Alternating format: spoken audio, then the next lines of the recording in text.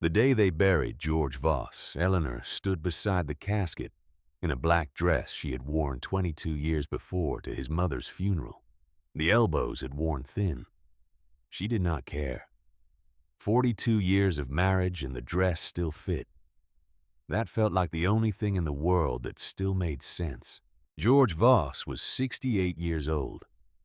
He had built their house with his own hands in 1978. Cut every joist himself set. Every window painted the porch swing the color of a Kansas morning sky. He had run a small agricultural repair shop on the east edge of Millfield, Kansas population. 1,200 sitting flat and stubborn on the western plains. He had gone down in that shop on a Tuesday in October, with a 14-millimeter wrench still in his hand.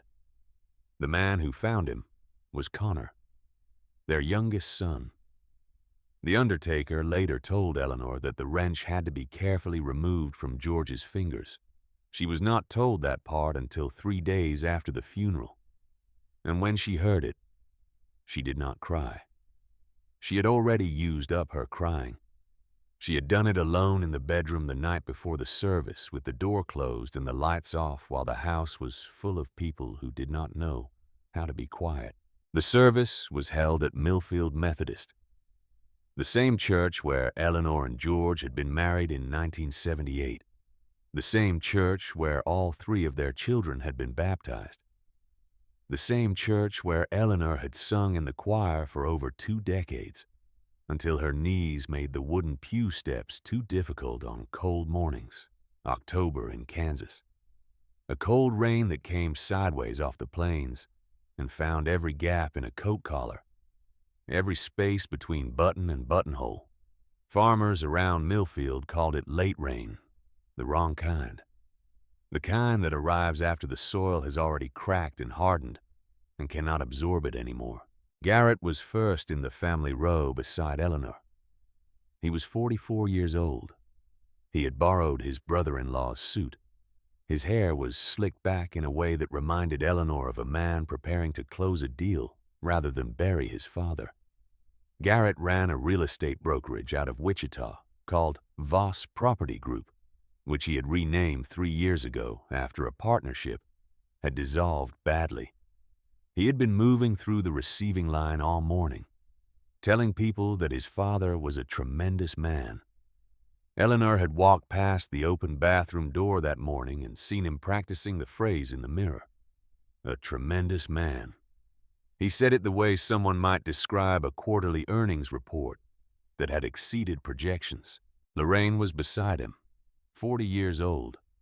She was wearing a dark blazer and sunglasses inside the church, which Eleanor noted but said nothing about. Lorraine worked as an office manager at a dental practice in Topeka. She had been married for 11 years to a man named Phil, who had not come to the funeral because of a work obligation that had somehow materialized the evening before the service. Phil always had work obligations that materialized at inconvenient times. Lorraine was crying, which Eleanor would give her credit for. Real tears. But every 4 or 5 minutes she pulled her phone from her jacket pocket, tapped something and put it back. Eleanor watched this happen without turning her head. By the time the service started, Lorraine had posted a black and white photograph of George from 1979 to her social media page with a caption about angels in heaven. And several hundred people Eleanor had never met were telling her daughter how strong she was. Then there was Connor. Connor was not in the church. Eleanor saw him through the stained glass window above the altar, the colors bending the image into something impressionistic. He was outside in the rain. He was wearing the same flannel shirt he had worn since he was 30 years old. The same worn jeans, the same work boots. His hands were dark with grease and rain. He was crouched at the front gate of Millfield Methodist, which had lost its hinge the week before in a windstorm. The church trustees had been arguing about who would pay to fix it since the following Sunday. Nobody had asked Connor to fix it. He had simply seen that it was broken. Eleanor watched his shoulders curve over the gate. She watched him work the way he always worked, with a completeness of attention that she had never quite understood and had spent years misinterpreting as stubbornness. The rain came down on him and he did not look up. His father was lying in a wooden box 20 feet from where he stood, and Connor Voss was fixing a gate that nobody had asked him to fix. She thought, there he goes, same as always. Cannot even come inside to say goodbye properly. She did not know, standing there watching him through the colored glass, that this was the first time in 11 years that Connor had set foot on the grounds of Millfield Methodist. She did not know that he had driven past this church dozens of times in the past decade and had not been able to make himself turn into the parking lot. She did not know that the last time he had stood inside this building, he had been 25 years old and still drinking, and something had happened that he had not told anyone about, and that he had been carrying it alone ever since. She did not know any of that. She just watched him work. The service ended. The rain continued. People came back to the house, the 2-story white farmhouse on Hollow Creek Road that George had built with those same hands that now lay folded in a funeral home casket. The church ladies brought the food they always bring: tuna casserole, fried chicken from the Methodist cookbook, potato salad with too much mustard, a green bean dish that no one touched. Eleanor sat in the front room and received people. She said the same things 63 times because she counted. He was a good man. Thank you for coming. He would have appreciated that. He is at peace now. She smiled 63 times. Her jaw ached. After about an hour, her throat had gone dry, and she stood to get a glass of water from the kitchen. The kitchen door was open approximately 3 inches. She stopped in the hallway when she heard the word money. Garrett was on one side of the kitchen island. Lorraine was on the other. They were speaking in low voices, the way grown children speak when they believe their mother is too consumed by grief to be listening. Coffee cups in their hands. The fluorescent light overhead made the kitchen look like a room in a hospital. Eleanor stood still. Garrett said, "Linda, we need to talk straight." He used Lorraine's middle name when he was being serious about something. Linda. Lorraine had always hated being called Linda, their grandmother's name, a name that belonged to another generation. Lorraine said, "I know." Garrett said, "Mom does not have much left. You have seen the joint account. Dad put everything into that shop. Those old machines. He burned through it, Linda. There is almost nothing." Lorraine said, "So what do we do?" It was not a question. It was an opening. Garrett said, "We sell the house. It will bring $220, maybe $240 with updated kitchen staging. We put Mom in Sunrise Manor, the memory care facility off Route 9. I already called them. They have availability. We split what remains after her care costs. Clean." A pause. Lorraine said, "What about Connor?" There was a short sound from Garrett, not quite a laugh, more like a period at the end of a sentence that needed no further elaboration. He said, "Connor has been eating off this family his entire adult life. He has never contributed anything real. He does not get a share. We are not giving a third of everything to someone who spent 20 years making choices that cost all of us." A long silence. Then Lorraine said, "Yeah, you are right." Eleanor stood in the hallway with the empty water glass in her right hand.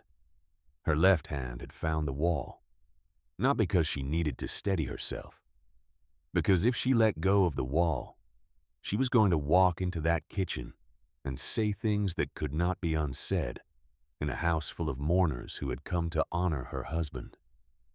She breathed once. She breathed again. She turned around.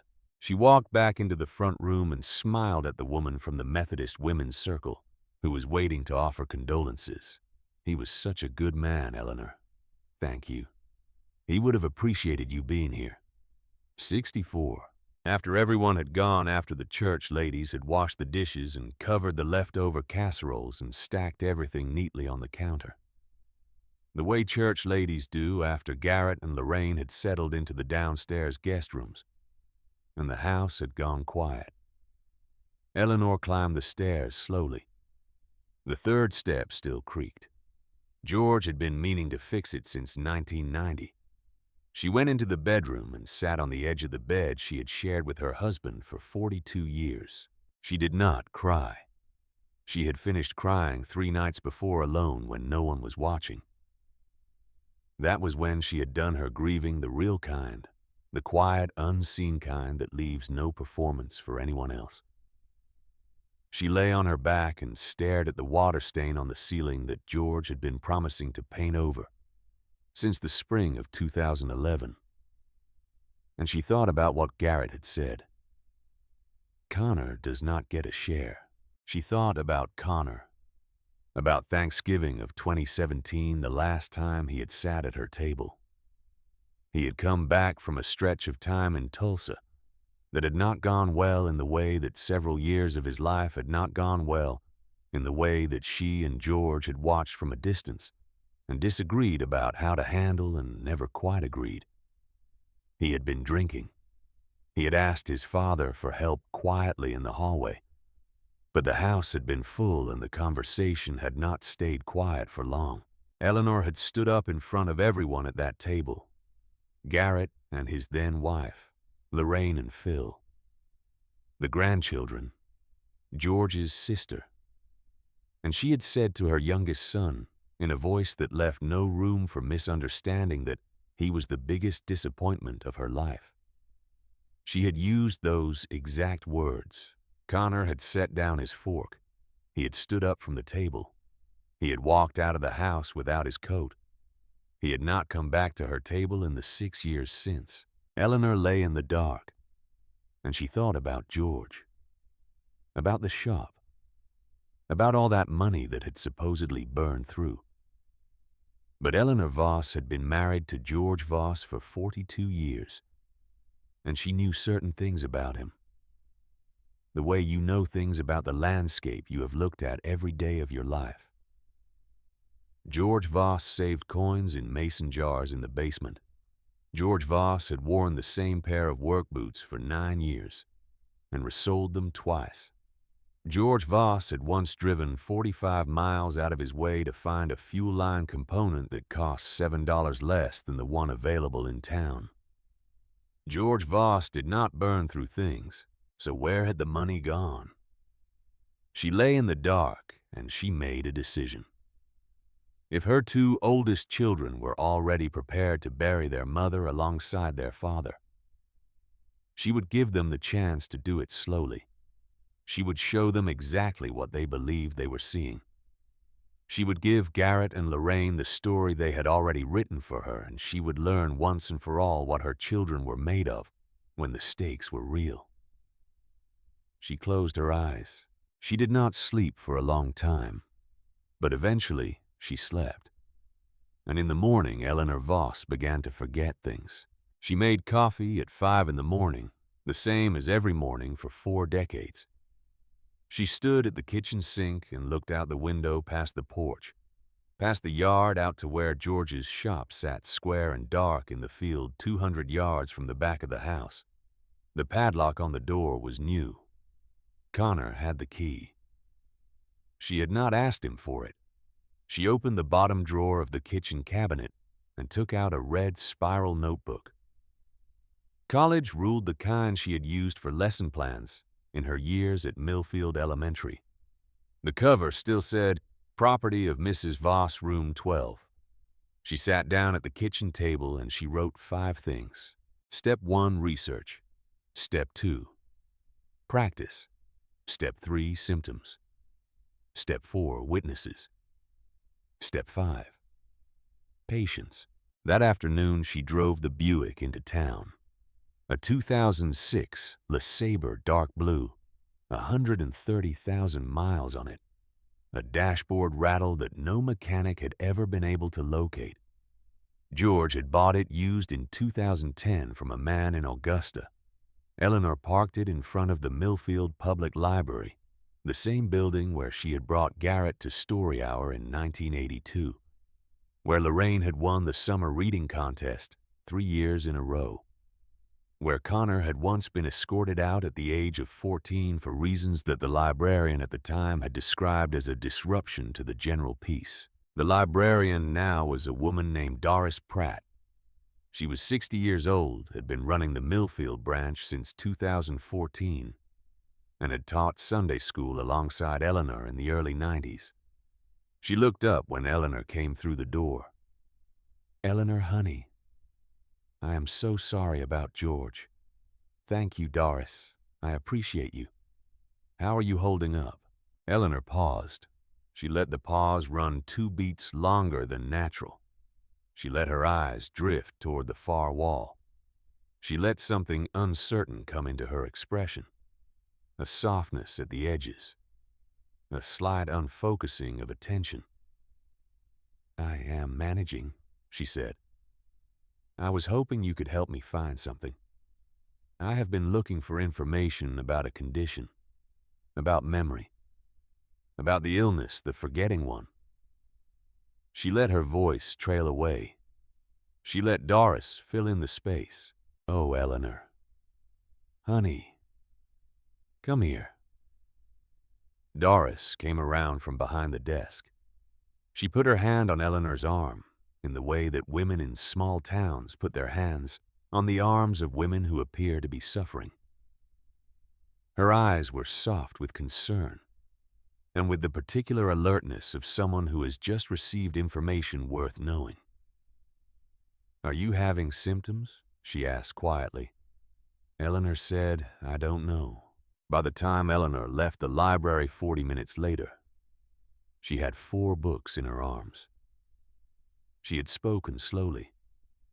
She had repeated herself twice deliberately. She had asked where the section on health was, even though she had used this library for 30 years and knew exactly where it was.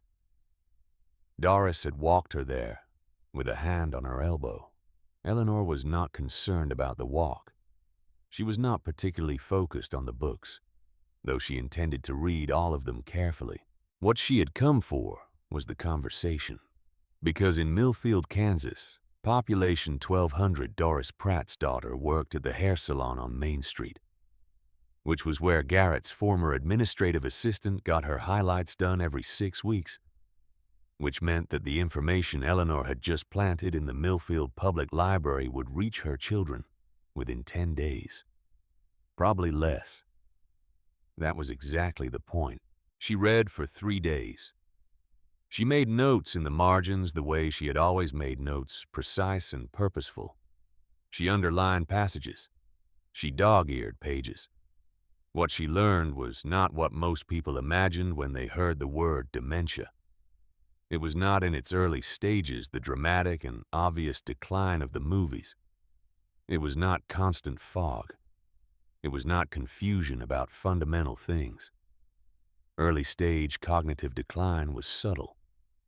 It was word-finding pauses. It was misplaced objects. It was questions repeated within 15 minutes. It was calling a child by the wrong name or by the name of another family member, or by a name that belonged to someone from a different decade of your life. It was confusion about dates, about what day the week had reached, and crucially, early-stage patients almost universally retained what was called procedural memory, old skills, cooking, driving familiar routes, playing an instrument. The body remembers even when the words begin to leave. This was important, because if Eleanor stopped cooking, people would know something was wrong in the wrong way. But if she cooked the same pot roast she had been making since 1975, and then called her son by his father's name while setting the table, that would be exactly right. She practiced in the bathroom mirror. This is the part no one ever discusses, the part that requires actual work. You cannot simply walk around acting confused. Real cognitive decline has texture. It has a quality that is not confusion exactly, but rather a specific kind of delay, a reaching that does not quite arrive. The eyes do not go blank. They drift. They find a point somewhere over the shoulder of whoever you are speaking to. The hands do not shake randomly. There is a hesitation, a hovering that belongs to a very specific kind of uncertainty. Eleanor stood in front of her bathroom mirror and said, "What day is it?" She watched her own face. The expression was not right. She tried again. She let the brow furrow halfway, not all the way, not performatively. She let her mouth open slightly, the beginning of an answer that could not quite reach the surface. She let her eyes find a spot approximately 18 inches above and to the left of where she was looking. "What day is it?" Better. She tried it again. "What day is it?" She practiced for 2 hours. By the end, she could produce the full sequence in under 4 seconds. Question. Furrow. Drift. Pause. Partial recovery. Apology. She had been a classroom teacher for 30 years. She knew how to perform for an audience, how to hold a room, how to adjust her presentation based on what she saw on the faces in front of her. She was very good at this. She practiced misplacing objects. This required more thought than it sounded like it should. The obvious choice keys in the refrigerator was the kind of thing you saw in movies. It was too large, too deliberate. Anyone who had done even a little reading about dementia would recognize it as a cliché. Eleanor needed something stranger and quieter. She put her reading glasses into the cardboard box of laundry detergent, not on top, but beneath a layer of powder sealed the top, and returned the box to the shelf in the laundry room. When she needed her glasses several days later, she would search for them visibly, in the places a person would reasonably search. And eventually she would find them by accident while doing a load of laundry. She would hold them up and say with a small, bewildered laugh, "Oh, goodness, how did those end up in there?" And whoever was watching would not laugh. She also practiced the hand tremor. A woman of 65 who had recently lost her husband of 4 decades was not unusual to have some physical manifestation of grief. Grief did things to the nervous system. Doctors knew this. Eleanor had read about it. She practiced making her teacup rattle very slightly against the saucer when she set it down. Not enough to spill anything, just enough for someone across a table to notice and file away. Then she did the hardest thing on her list. She sat at the kitchen table with the leather address book George had given her for Christmas in 1987, and she found the number for Dr. Warren Aldrich, who had been the Voss family physician for 30 years. He had delivered Lorraine. He had set Connor's broken wrist twice. He had been the person who 6 years ago, in 2017, had told George privately that his heart was failing. Eleanor picked up the telephone. Warren Aldrich answered on the second ring. "Aldrich." "Warren." "It is Eleanor." A breath. His voice changed. "Eleanor, I have been meaning to call since the service. I did not know what to say." "I need a favor," she said. "And I need you to keep it between us the way you kept George's condition between you and him for 6 years. A long silence on the other end. Then quietly you found out. "I found his pill bottles last week," she said. "Statins, beta blockers, prescriptions dated 2017. He never told me." She paused. "I am not angry at you, Warren. George had his reasons for everything. He always did. But I need your help with something now." She told him what she needed. An informal letter. Not a diagnosis, she was careful to say, that not a clinical finding. Just an observation expressed in the language of medicine on letterhead with a signature. Possible early-stage cognitive decline. Recommend family monitoring. Avoid major unilateral decisions until further evaluation. Something her children might see if they came looking for it. He was quiet for a long time. Then he said, "Eleanor, are you certain about this?" She looked out the kitchen window at George's shop, at the heavy padlock on the door, at the Kansas sky going white and cold above the roofline. "I am certain," she said. He said, "If this goes further than you intend, if it gets away from you, you call me." "I promise," she said. She called Garrett that same evening. He picked up on the fourth ring. He sounded distracted, slightly rushed, the voice of a man in the middle of something he considered important. "Mom. Hey, is everything okay?" She had practiced this, too. She let the silence go a beat too long. She let her voice come out smaller than its natural register. "Garrett," she said, "I called because I was going to. I was calling because I had a question." About she let it hang in the air. She let it dissolve before reaching its destination. "I am sorry, honey." "What was I calling about?" The pause on his end was short.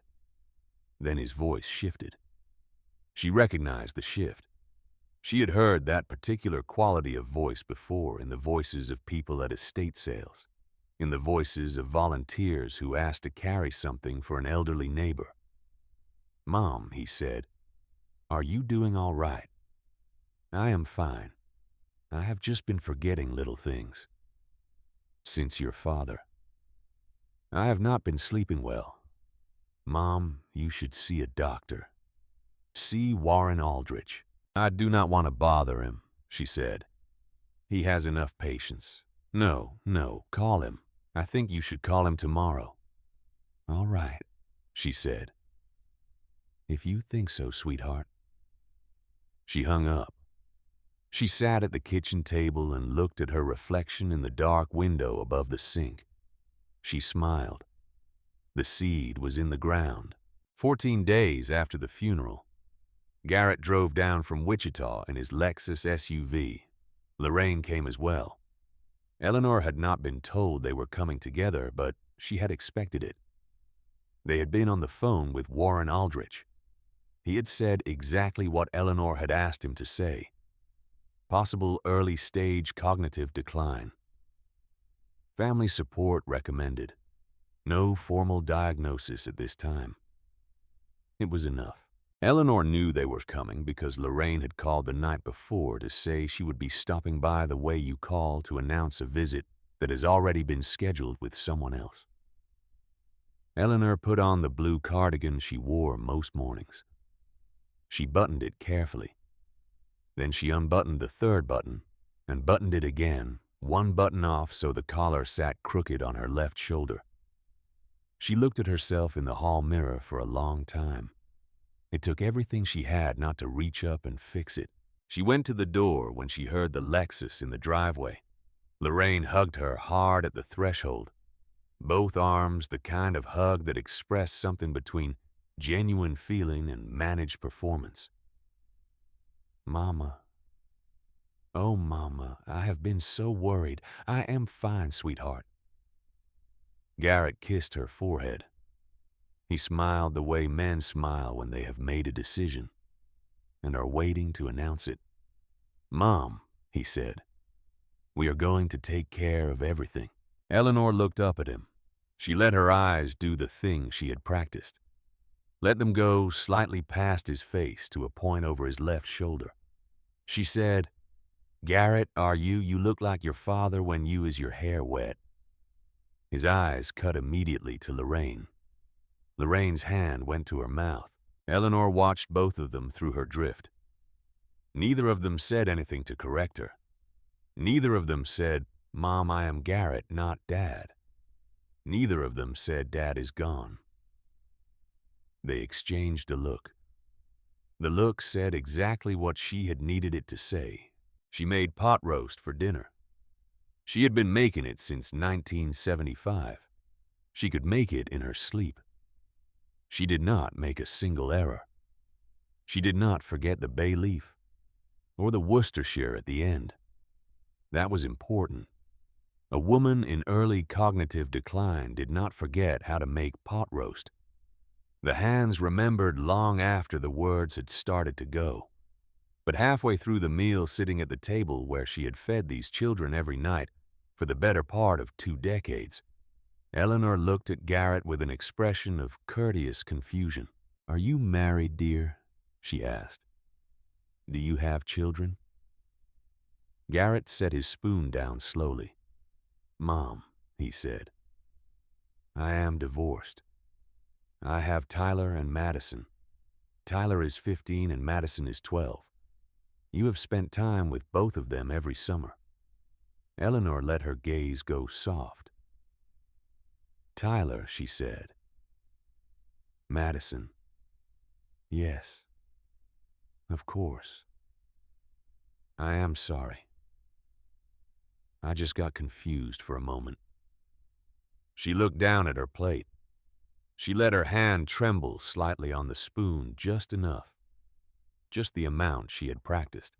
From across the table, in the reflection in the darkened window behind Lorraine's head, Eleanor saw her daughter hold up her phone just below the level of the table. The screen angled toward Eleanor recording. She did not move her eyes from her plate. She thought, who is that recording for Lorraine? She had an answer forming already, but she would not learn it confirmed for another 3 weeks. After the dishes were cleared and both of her older children had gone to bed, Eleanor sat at the kitchen table in the dark. She listened to the house settle. The refrigerator cycled. The third stair creaked at 2 in the morning. She lay still in her bedroom and tracked the sound. Down the hall, George's study. The desk drawer sliding open. Papers moving. Garrett was looking for the will. He was looking for bank statements. He was looking for the financial picture of whatever remained. She lay in the dark and thought, "Keep looking, son. You will not find what is not there to find." What was there in the bottom right drawer, paperclipped to the back of a 1989 tax return, was a yellow envelope. Garrett missed it because it was attached to the most boring document in the drawer, which was exactly where George Voss had always put the things that mattered most. Underneath something that made a person stop looking. In the morning, they came at her together, both of them at the kitchen table with coffee cups. Gentle voices. Garrett first. "Mom, we have been talking. We are worried about you." "I am fine, sweetheart." "Mom, you called me Dad last night. You forgot Tyler and Madison." She looked down at her sweater. She smoothed the crooked collar with a confused hand. "Did I did not notice. I am sorry." Lorraine leaned in. "Mama," she said, "there is a place near Wichita, Sunrise Manor. They have nurses around the clock. They have activities. You would have company. You would not be alone here." Garrett said, "Just for a few months, Mom, while Warren adjusts your medications. Then you come home." She looked at him. He held her gaze with steady, practiced warmth. "While Warren adjusts your medications." She had no medications. Warren Aldrich had given her no prescriptions. There was nothing to adjust. Garrett knew that. But he said it anyway in his soft voice, with his hand over hers on the kitchen table. She let her eyes fill. Just slightly. "What about the house, Raymond?" she said, using a name that belonged to no one in this family. A name she had picked carefully the week before, because it sounded like the kind of name a confused woman might grasp for in the place where a familiar name should be. Neither of them corrected her. "Don't worry about the house," Garrett said. "I will handle everything while you are getting better. You just need to sign a power of attorney so I can manage things on your behalf." He pulled a folder from his briefcase. It had already been prepared. The paperwork was already typed and tabbed. He had brought it before he had seen her, before he had confirmed anything. The lawyer in Wichita had prepared it before Garrett had set foot in this house. Eleanor picked up the pen. Her hand trembled. She made it tremble. But underneath the trembling, her mind was moving in straight, clean lines, because she had prepared for this moment 2 weeks ago, at this exact table. She signed. She signed it the way a woman signs her name when her mind is no longer entirely reliable. Too large, too loose. The capital E collapsing into something unrecognizable, the V in Voss unfinished at the bottom. It was not her signature. It bore no resemblance to the signature on her driver's license on 30 years of school district paperwork on every birthday card she had ever sent her grandchildren. Upstairs in a folder in the nightstand beside her bed were 23 samples of her real signature, collected from bank records and legal documents and personal correspondence going back 15 years. Every single one of them showed the same precise schoolteacher's hand, the same firm capital letters, the same clean close of each name. What Garrett held in his hand would not match a single one of those samples. Not one. She handed him the pen back. He smiled. He had no idea. There was a knock at the front door. Connor was on the porch. He was wearing the same flannel shirt he had worn to the funeral. His knuckles were scabbed from something he had been working on that morning. His hair was damp with fog. He was holding a small wooden box in both hands. Smooth pine dovetailed corners George's work. She recognized the joinery immediately. "Mom," he said, "I found this in the shop. It belongs to you." He held it out. She took the box. Inside was George's reading glasses, the Timex watch he had worn every day since 1974, and a black and white photograph of Eleanor at 23 on her wedding day, laughing at something George had just said. Her head was thrown back. Her eyes were completely closed from laughing. Something cracked open in Eleanor's chest. She looked up at Connor. She made her eyes do the thing. "Thank you," she said. "Who are you?"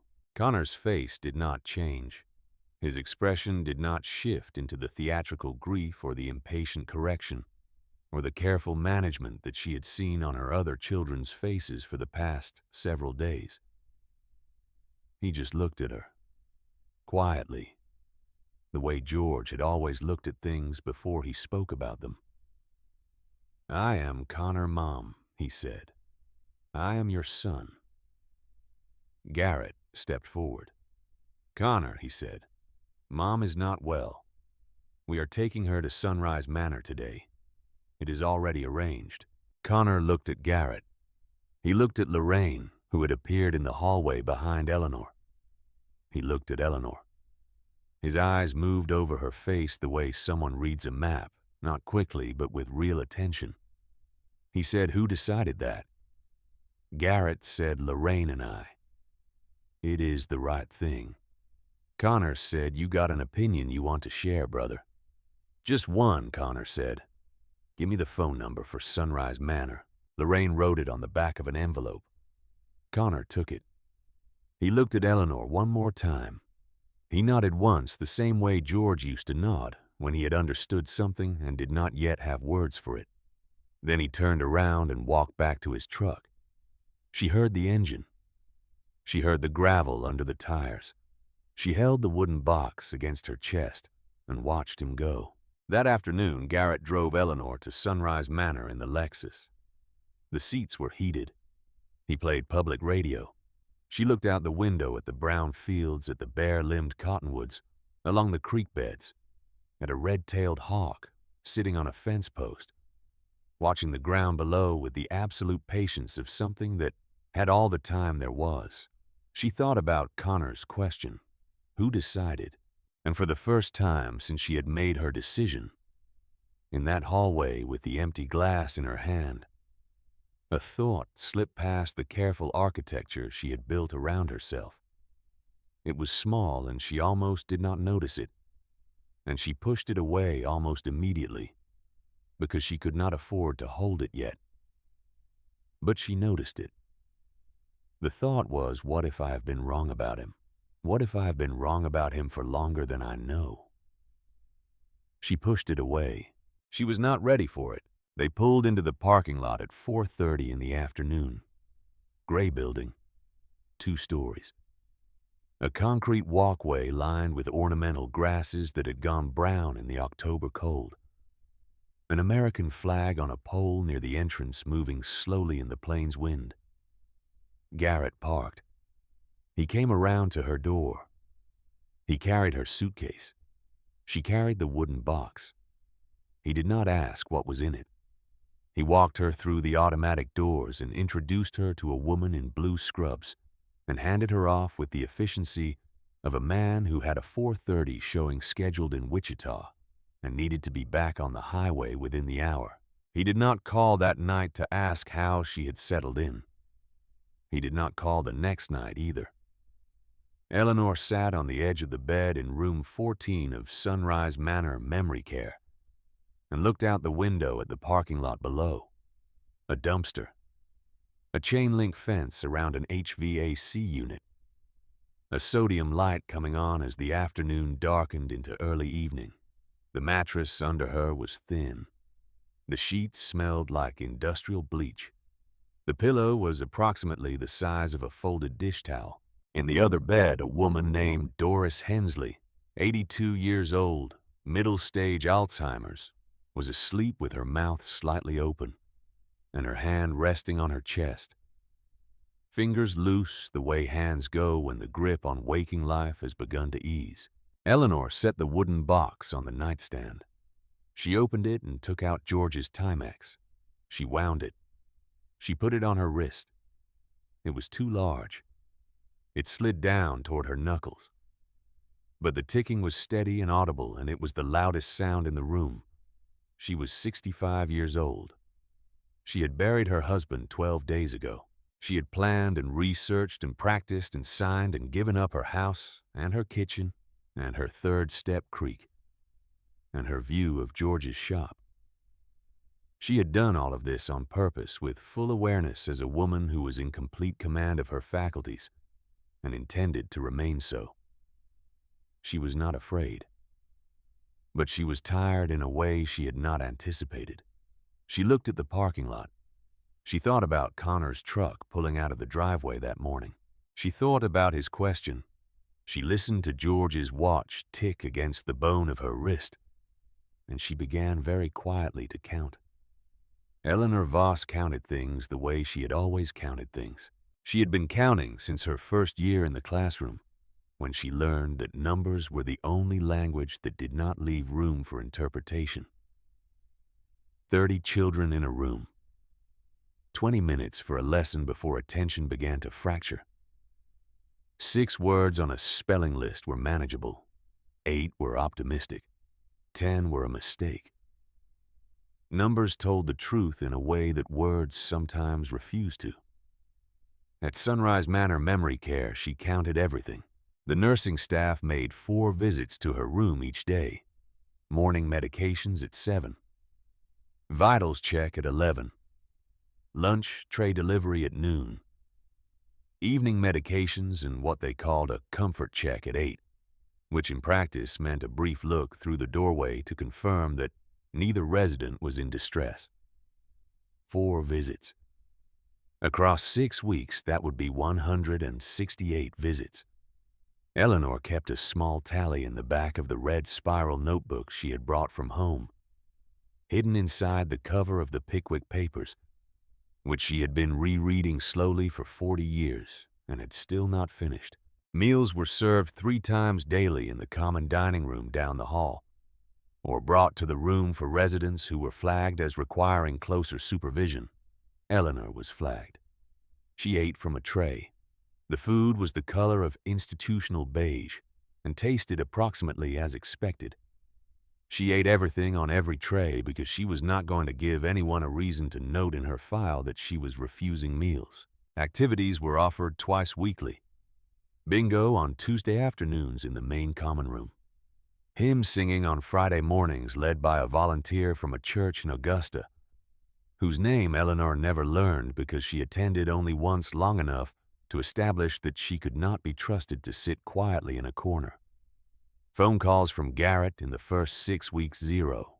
Phone calls from Lorraine in the first 6 weeks, 3. The shortest lasted 2 minutes and 40 seconds. The longest lasted 4 minutes and 12 seconds. In each one, Lorraine said she was busy, that things at the dental office were demanding that she would call again soon. She did not call again soon. Between the second and third calls, there were 19 days. Eleanor recorded all of it. She was not doing this out of bitterness, though she would not have pretended bitterness was entirely absent. She was doing it because she had been a record keeper her entire professional life, and because information organized and retained with precision was the only real form of power available to a 65-year-old woman in a memory care facility who was pretending not to know what day it was. Her roommate, Doris Hensley, had been at Sunrise Manor for 4 years. She was 82 years old. She had grown up in Pratt County, had married a wheat farmer named Leonard, who had been dead for 9 years, had raised 3 children, and had 12 grandchildren, whose names she could no longer consistently recall. She wore a nightgown the color of weak tea, and she sometimes cried at night, a long, thin sound that came from somewhere very far inside her, like water running in the dark beneath a field. Her son lived in Denver. He had visited once in the 2 years Eleanor was aware of for approximately 90 minutes on a Saturday. In what the nurses indicated had been the previous spring, Eleanor watched Doris, and she thought about time, about what it meant to spend 4 years in a room looking at a parking lot, about what a person became when the people who were supposed to come did not come, and the days accumulated anyway, and the nightgown wore thin, and still the hands lay loose on the chest each night, with that particular quality of waiting that had nowhere left to arrive. She thought about this, and she did not let herself feel it too directly, because she could not afford that kind of feeling right now. She filed it away. She kept counting. It was the 3rd Sunday of November, the 3rd week Eleanor had been at Sunrise Manor, when the nurse who worked the evening shift came into room 14 and set something on the bedside table. Eleanor was sitting in the chair by the window reading the Pickwick papers, which she had opened to page 47, without registering a single word for the past 20 minutes. The nurse was a woman named Beverly Oakes. She was 52 years old, originally from a small town outside Salina, and she had been working the evening shift at Sunrise Manor for 12 years.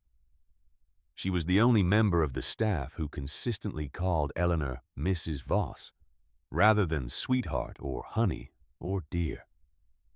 She was the only one who remembered which side of the room Eleanor preferred the lamp on without being reminded. She had the hands of someone who worked hard, and the face of someone who had seen enough to have stopped being surprised by most of it, and she called things what they were, without cruelty and without softening. Mrs. Voss, Beverly said, "Someone came for you again this afternoon." Eleanor looked up from the book. "Who?" "Your son, Connor." "That is 3 Sundays in a row now. He was here at 2 o'clock. He stayed 45 minutes in the lobby. He sat in the chair by the window near the front desk, and he did not read anything, and he did not look at his phone. He just sat. And then he left this for you." Beverly set something on the nightstand beside George's wooden box. It was a Honeycrisp apple. Red, polished, washed clean, still faintly cool from the outdoor air. "He brings one every week," Beverly said. "He told me you always said you liked Honeycrisp best. He asks me every time whether you have eaten enough and whether you have warm socks. Eleanor looked at the apple. She did not remember ever telling Connor what kind of apple she preferred. She was not certain she had ever discussed apples with her youngest son in any conversation she could bring clearly to mind. And yet he had known, or he had asked someone, or he had simply remembered in the way that certain people remember small things about the people they love without being aware that they are storing the information at all. Beverly sat down on the edge of Doris's empty bed, which was something the staff was not technically supposed to do, and which Beverly did anyway when she felt like a conversation needed to be had sitting down. She said, "Mrs. Voss, I'm going to tell you something, and you can tell me to mind my own business if you want. That is completely your right." Eleanor said nothing. Beverly said, "I do not know what has passed between you and that man. I am not asking. That is yours to know. But I have worked this floor for 12 years, and I have seen a great many grown children come through these doors to visit parents in this building. And I have learned to recognize the difference between the ones who come because they have to the ones who come because they feel guilty about something, and the ones who come because there is genuinely nowhere else they would rather be on a Sunday afternoon." She paused. "Your son, Connor. He is the third kind. I've been doing this long enough to know the difference." She stood. She straightened the sheets on Doris's bed. She walked to the door. Before she left, she turned back and said, "He never asks me to wake you up.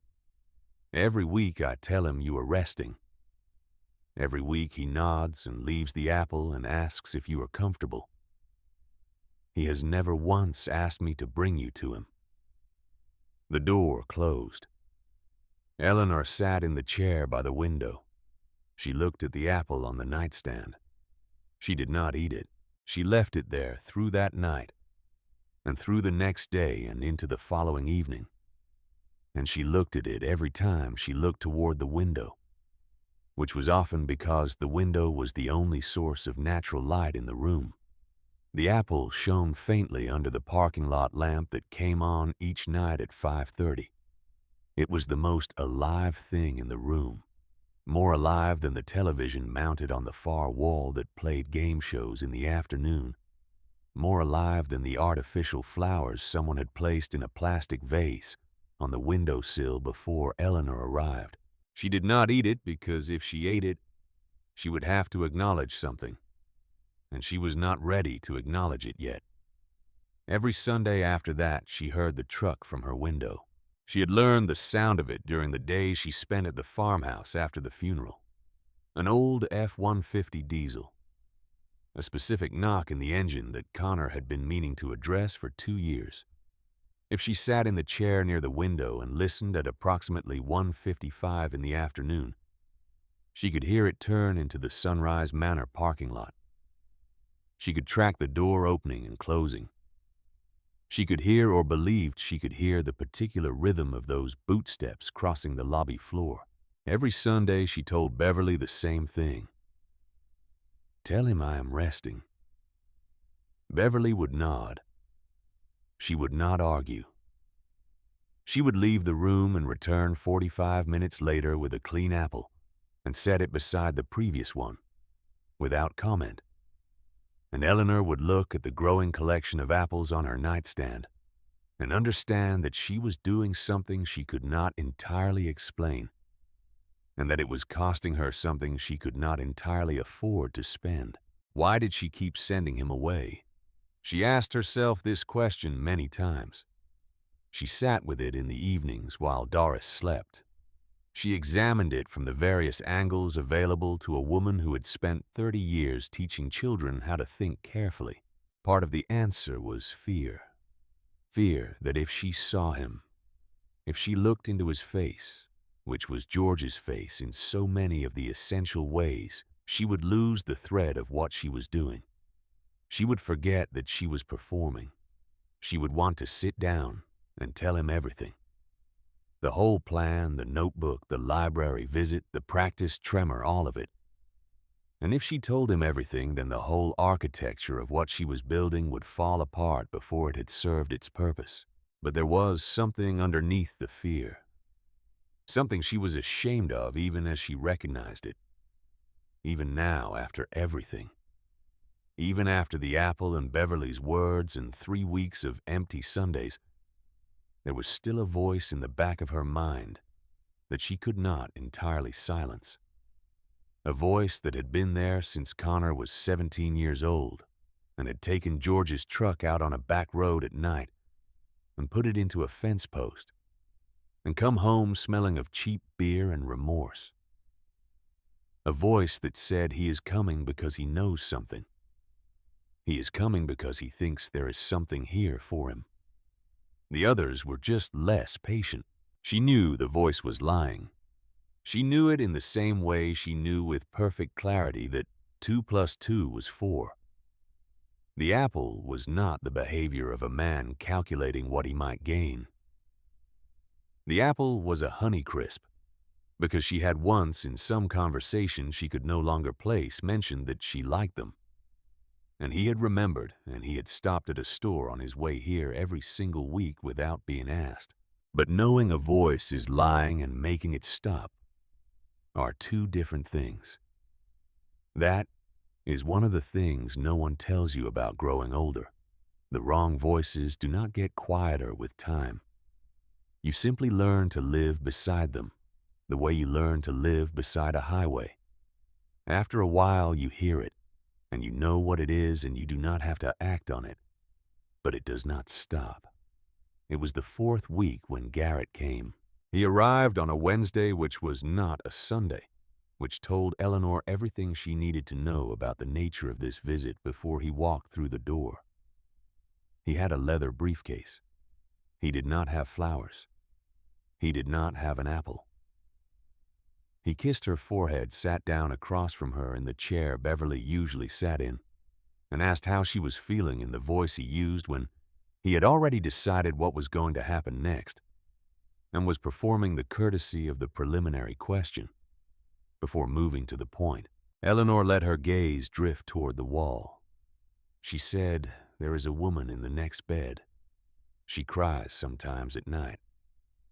Do you know why she cries? Garrett did not look at Doris's bed. He opened the briefcase. "Mom," he said, "I need you to look at something. Some papers. It is just to make sure I can continue managing things while you are getting better here. The house needs some attention, and there are financial decisions that cannot wait indefinitely." Eleanor let her eyes come back to him slowly. The way her eyes came back to things now with that particular incompleteness of return that she had practiced in the mirror for 2 hours in the first week after the funeral. The document Garrett set on the tray table in front of her was not a simple authorization to handle the household expenses. It was a comprehensive power of attorney. She recognized the language.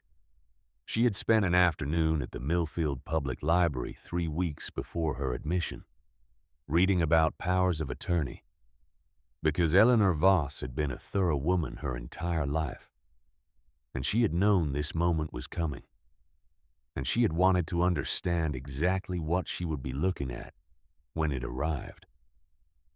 This document would give Garrett legal control over every financial account, every piece of real property, every asset, including the 5 acres that George had deeded to Connor in 2010, which Connor had been living on for 6 years, on which his trailer sat, beside which his shop stood, on which he was currently fixing old machines for farmers who sometimes paid him in eggs and honey, because that was all they had. This document, if signed and filed, would give Garrett the authority to sell Connor's land out from under him. Eleanor picked up the pen. She held it. She looked at the papers for what she calculated was the appropriate length of time for a woman who was reading something she did not entirely follow. Then she looked up at Garrett and said, "Honey, the shop. I want to leave the shop to the one who, to your father's, the man who fixes the..." She let her voice trail. She let her mouth stay open a moment too long. She let her hand begin to tremble against the pen. Garrett exhaled through his nose. "Mom," he said quietly with the particular patience of a man who has decided to be patient as a strategy. "Do not make this complicated. Just sign where the tabs are." She signed. She signed it the way she had signed the first one. Too large. Too loose. A signature that her bank would not have honored on a withdrawal slip. She handed the pen back to Garrett, and he smiled at her with warmth that she recognized as the outermost layer of relief. He kissed her forehead again. "I love you, Mom," he said. He left 15 minutes after he arrived. Beverly was in the hallway. Eleanor watched through the window as the Lexus pulled out of the parking lot.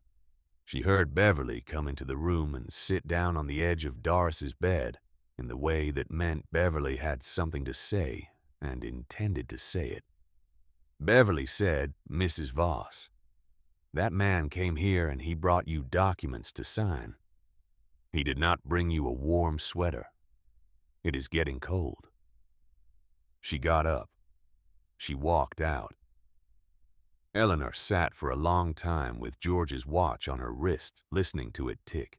It was the 5th week when Lorraine came. She brought chrysanthemums from the grocery store in Augusta, the cheap variety in the plastic wrap, with the price sticker still on. She kissed Eleanor's cheek and arranged the flowers in a plastic cup of tap water. And she took 3 photographs before she had been in the room for 10 minutes. Eleanor knew this because she was watching and she counted. 3 photographs. She would learn later through Beverly, who had seen the post on her own phone without comment, and turned the screen briefly toward Eleanor, that the photographs had been posted to Lorraine's social media account within 20 minutes of Lorraine leaving the parking lot. The caption was about dementia being a thief. The caption asked everyone reading to hug their parents tonight. Several hundred people told Lorraine how strong she was. Lorraine stayed 22 minutes. On her drive back to Topeka, she made a phone call that lasted 46 minutes. Eleanor knew about the phone call because Beverly had a way of learning things the way people who work the same floor for 12 years have a way of knowing what moves through a building and what it means. The call was to a lawyer named Philip Holt in Topeka, who handled elder law cases including competency proceedings. By the end of the call, Lorraine had authorized Philip Holt to file a petition for guardianship in the state of Kansas, asking a judge to declare Eleanor legally incompetent to manage her own affairs. Eleanor did not know the details of this until later, but she knew the shape of it. She had known the shape of it from the night she heard Lorraine's phone click on in the guest room and had pressed the kitchen extension to her ear and listened. Phil had said 3 flat sentences. Lorraine, she did not recognize Tyler. "We cannot risk it. Get Holt moving." Lorraine had been quiet for a long time. Then she had said, "Phil, she is still my mother." And Phil had said she used to be. Eleanor had sat at the kitchen table in the dark of the farmhouse that night, and she had thought about Lorraine. Not about what Lorraine had done or was doing. About who Lorraine was. About the girl who had won the summer reading contest 3 years running and had brought the ribbons home to show Eleanor with a particular shy pride that she covered quickly with brightness. Because even at 8 years old, she had understood that wanting too much felt dangerous. About the woman who had married a man who answered for her in conversations and who made decisions on her behalf and called them practical, and who had trained her over 11 years to understand that her own instincts were the thing most likely to go wrong. Eleanor had not taught Lorraine how to trust herself. She had taught her children many things. She had not taught them that one. That was something Eleanor carried. She did not decide to forgive Lorraine that night. She decided to understand her, which was different and harder and more useful. It was the 6th week. November had come fully into its authority over the Kansas plains. The wind cut sideways across the parking lot, and rattled the glass in the window frame of room 14 with a persistence that Eleanor found after the first week almost companionable. A known sound, a reliable sound, something that showed up every day and did what it was going to do without apology. Doris had been crying since before dinner. It wasn't like crying about anything specific. Eleanor had learned this over the weeks they had shared the room. Doris cried the way weather moved through, not because of a reason, but because the system had built up and had to release. The sound was thin and long, and it filled the room the way water fills the lowest available space. Eleanor sat in her chair.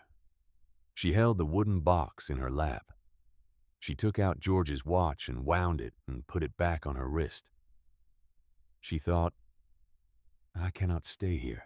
Not as a plan, not as a decision exactly, more as a recognition. The way you recognize after a certain amount of time standing in the rain that you are wet all the way through and more standing will not produce a different result. She was not going to die in this room. If she died, which she did not intend to do for a considerable number of years, she was going to die in the house on Hollow Creek Road that George built in 1978, in the bed he had built for her under the water stain on the ceiling he had promised to paint since 2011. She opened the bottom drawer of the nightstand, $47 in cash. She had been setting aside small amounts from the spending money the facility provided for the commissary a few dollars at a time for 5 weeks. She had not spent any of it. She stood up. She took off the facility-issued grip socks and put on her own wool socks that Beverly had brought in for her 3 weeks ago, tucked inside a grocery bag that Beverly had carried past the front desk without being asked what was in it, because Beverly Oaks was that kind of woman. She put on her own shoes. She put on George's denim jacket, the one that smelled still faintly of his particular combination of machine oil and cold air and the wintergreen mints he kept in the cup holder of the truck. Beverly had brought it to her in the same grocery bag as the socks. Eleanor had not asked how Beverly had gotten into the farmhouse. She had not needed to ask. She went to Doris's bed. Doris had stopped crying. She was asleep now, her mouth soft and open, her hand resting on her chest. Eleanor pulled the blanket up from where it had slipped below Doris's waist and tucked it carefully under her shoulders, the same way she had tucked blankets around her children in the winters of the 1980s and 1990s, the same way she had tucked blankets around hundreds of children over 30 years of classroom mornings. She bent down. She said very softly, "Goodbye, Doris." Doris did not stir. Eleanor picked up the wooden box. She picked up the $47. She walked to the door of room 14. She turned off the lamp. She looked back once at the room that had held her for 6 weeks, at the parking lot light falling yellow through the window, at the plastic cup of Lorraine's grocery store chrysanthemums on the sill, at the collection of Honeycrisp apples. Connor had left 5 of them now lined up on the nightstand. She turned. She walked down the hall in her own shoes. The side door near the staff break room was the one she had identified in the second week. It was the door the night shift used for cigarette breaks. The latch did not catch fully from 11 at night until 6 in the morning, every single night, because the door frame had settled and the mechanism no longer aligned correctly. Eleanor had watched 5 different nurses use this door over 6 weeks. Not one of them had checked whether it locked behind them. The state inspector was not scheduled to address it for another 2 months. Eleanor had calculated this from a conversation she had overheard at the nurse's station. She pushed the door open. The Kansas night met her like a wall, 24 degrees Fahrenheit. Wind coming hard and straight from the north, the kind of wind that found the gap between collar and chin and did not stop there. Eleanor stepped out onto the concrete, and the door closed behind her. She started walking. The Greyhound station was 1¾ miles west. She knew this because 6 weeks ago she had asked the young candy striper named Heather casually while Heather was restocking the magazine rack how far it was from Sunrise Manor to the bus station. Heather had said about 1.5 miles, Mrs. Voss, just down Main past the gas station and the hardware store.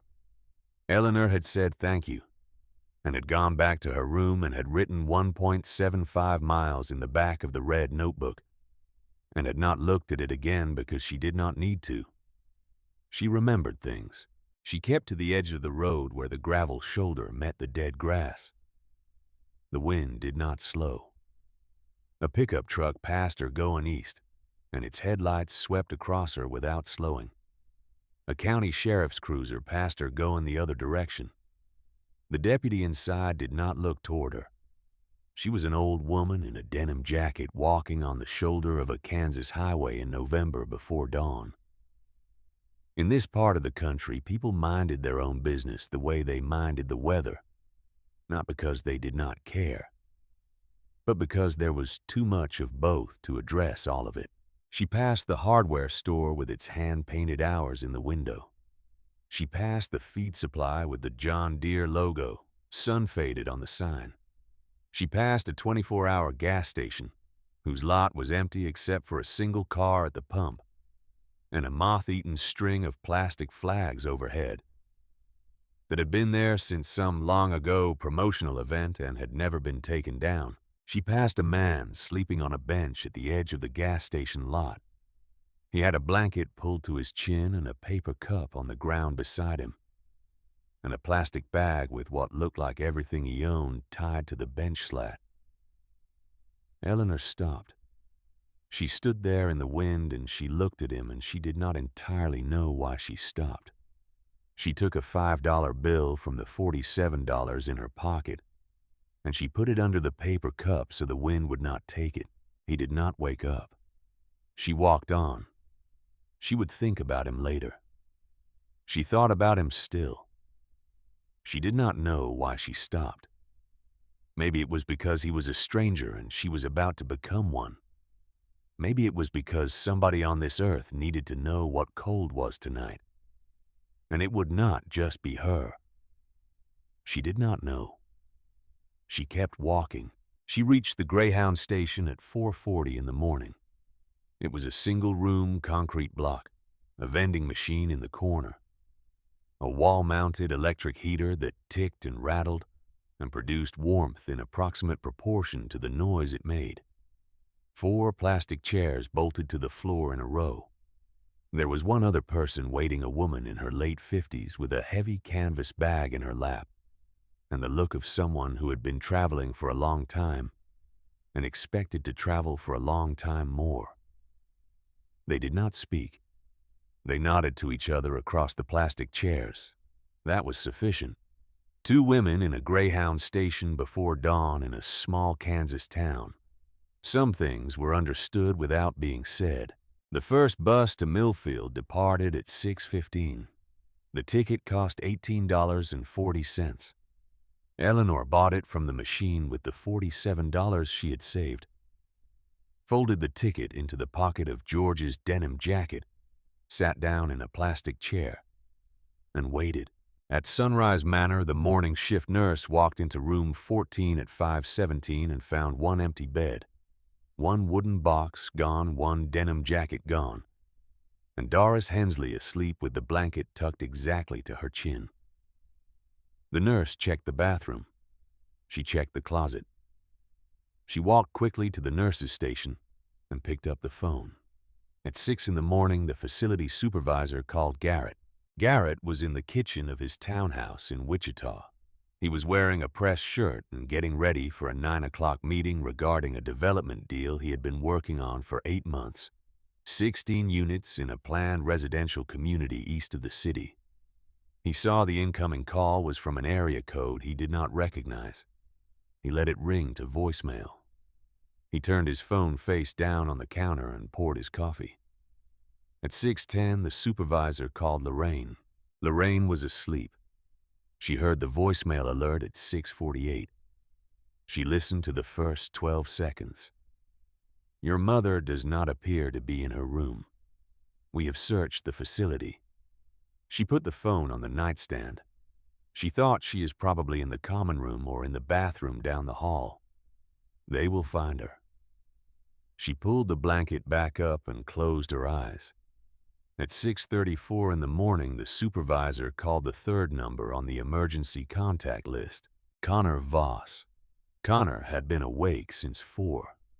He was in the shop behind his trailer with the space heater running, working on Earl Dunning's John Deere 2-cylinder that had been giving trouble since September. Buster was asleep on a pile of moving blankets under the workbench.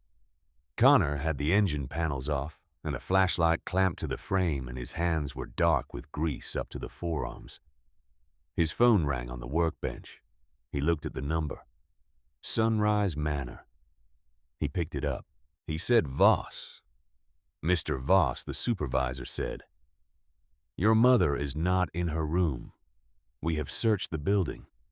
We believe she may have left the premises during the night." Connor went still. He did not ask how this had happened. He did not ask who was responsible. He asked one question. He said, what was she wearing? A denim jacket. Her own shoes. She had a small wooden box with her. We believe she had some cash, perhaps $40 or $50 from her personal account. Connor looked at the clock on the wall above the workbench. 6:36. He said, "I am on my way." He hung up. He did not call Garrett. He did not call Lorraine. He turned off the space heater. He wiped his hands on a shop rag. He looked at Buster, who had opened one eye. He said, "Stay, old man." Buster thumped his tail twice against the moving blankets. Connor put on his coat and walked to the F-150. He did not drive toward Sunrise Manor. He pulled out of the gravel drive and turned west toward Millfield, toward the center of town. Because Connor Voss had asked himself the question that Garrett and Lorraine had not bothered to ask. Not where had she gone, but where would she go? And the answer was not complicated if you thought about it for more than a moment. She did not have a car. She had not driven in nearly 2 months. She had $40-odd in cash. There was a Greyhound that ran from Augusta through Millfield every morning at 6:15 and arrived in Millfield at 7:43. He looked at the clock in the truck. 6:47. 56 minutes. He pressed harder on the gas. The bus pulled into Millfield at 7:41, 2 minutes ahead of schedule, and hissed to a stop in front of what had been the old depot building on Clement Street, which was now a coffee shop called Planed Roast that opened at 6 and closed at 2 and was shut on Sundays. The bus stopped in front of the awning because buses had always stopped in front of that awning regardless of what the building behind it became. The driver opened the door. 3 people stepped down. A teenager with earbuds and a backpack. A man in a Carhartt jacket carrying a hard case. And Eleanor Voss, 65 years old, moving carefully down the bus steps with George's wooden box pressed against her chest and George's denim jacket pulled tight across her shoulders. She had not slept in more than 26 hours. The cold had settled into her bones somewhere around 5 in the morning and had not left. Her feet felt distant from the rest of her, as though they were operating on a separate and slightly slower schedule. She stepped down onto the sidewalk and looked up. There was a man standing still on the pavement 20 feet from the bus door. His hands were in the pockets of a brown Carhartt coat. His boots were the ones he had been wearing for 4 years, work-worn, risoled ones. He was not waving. He was not walking toward her. He was not calling her name.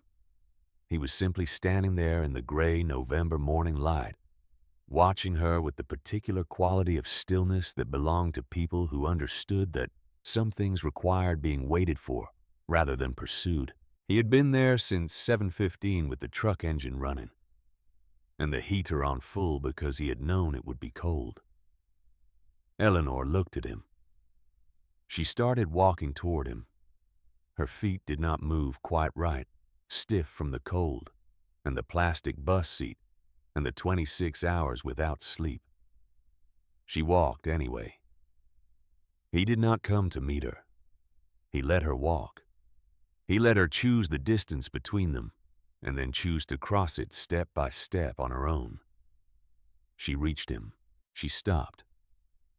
She looked at his face. She had been going to say, "Who are you?" She had been going to stay in the character she had been inhabiting for 6 weeks, the one she had built carefully, and practiced and performed with the discipline of a woman who had spent 30 years in front of an audience. She had a whole performance still available to her. She could have deployed it without thinking, but she was cold in a way she had not been cold since she was a child. And she was tired in a way that had nothing to do with sleep deprivation. And she had been pretending for 42 days, and she could not do it for one more second. Not one knot in front of this face that was so much like the face she had buried 6 weeks ago. She said, "I am cold." That was all she had left. Connor did not speak. He took his hands out of his pockets and he took off his coat and he put it around her shoulders over George's denim jacket, and the weight of it was immediate and warm and completely without condition. He reached out and took the wooden box gently from her arms. He put his other hand under her elbow and he walked her toward the truck. The truck cab was warm. The heater had been running for 25 minutes. The seat was cold, but the air was not. She climbed up with his hand at her elbow, and he buckled the seatbelt across her. And it took 2 tries because the latch was old and stiff. And on the first try, it did not catch, and he did not say anything about that either. He just tried it again, and on the second try, it clicked solid. He shut the door. He walked around to the driver's side. He got in. He did not start talking. He did not ask her what had happened, or how she had managed it, or what she intended next. He sat with her for a full minute in the warm cab, while she let the feeling come back into her feet and her hands, and the cold began to release its grip on the places between her shoulder blades. Then he said, "Mom, my trailer is not much, but it has a furnace and it has coffee." She did not answer. He put the truck in gear. The cab smelled like diesel, and the particular old leather smell of a work seat that had absorbed 20 years of use and like something else. Something that took her a moment to identify because she had not encountered it in many months. Wintergreen. She looked at the cup holder. There was a roll of wintergreen mints sitting beside a folded shop rag. The same kind George had kept in every vehicle he had ever owned in the same location. In every vehicle because George Voss had been a man of specific habits that did not change. Eleanor closed her eyes. She felt the truck moving under her the familiar Kansas road, the sound of the tires on pavement, the occasional tick of a pebble in the wheel well. She felt the heater working steadily at the cold that had been inside her since 3 in the morning. She felt the weight of Connor's coat across her shoulders. She thought, "I should keep the performance going. I'm not finished yet. There is still work to do, and I should not let him see that I am anything other than what I have been presenting myself to be." She tried. She let her voice come out soft and slightly lost. She said, "Where are you taking me?" Connor did not look at her. He kept his eyes on the road, both hands on the wheel at the positions George had always kept his hands 10 and 2 steady. He said to my house, "Mom, I am your son.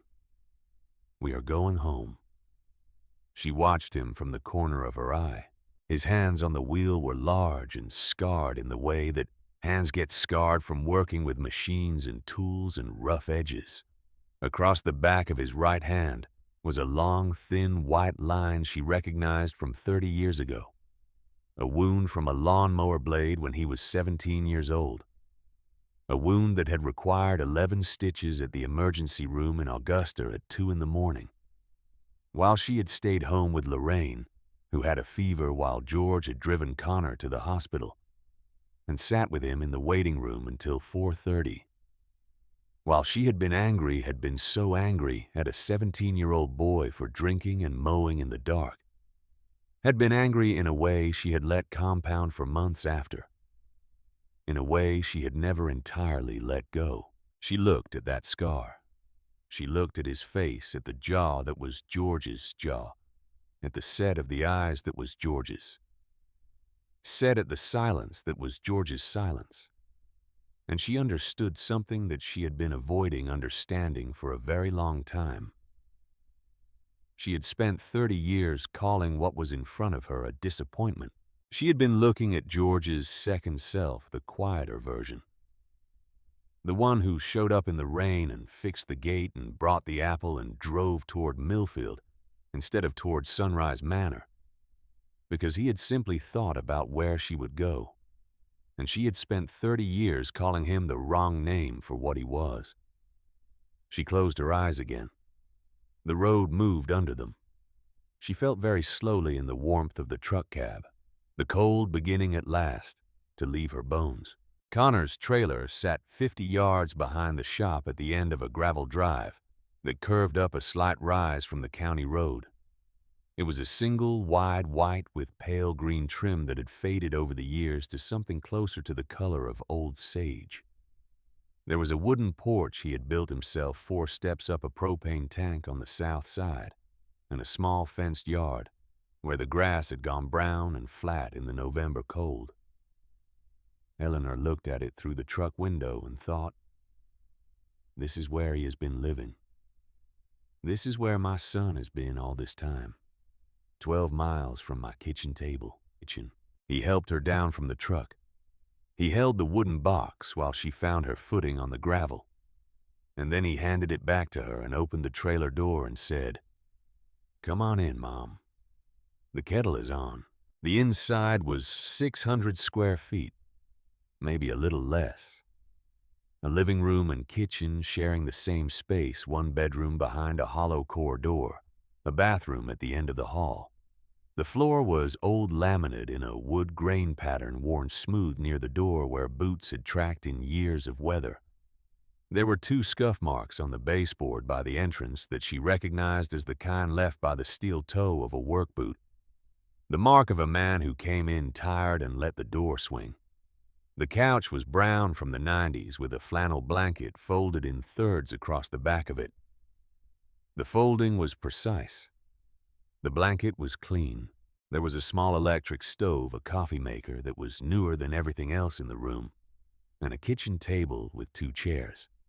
On the table there was a wooden coaster. On the coaster there was a coffee mug turned upside down, waiting. And then there was the bookshelf. Eleanor had not expected a bookshelf. She walked toward it without consciously deciding to the way you walk toward something that requires recalibration of everything you thought you knew. The books were arranged not by any system she could immediately identify, but in a way that suggested they had been read and returned and read again.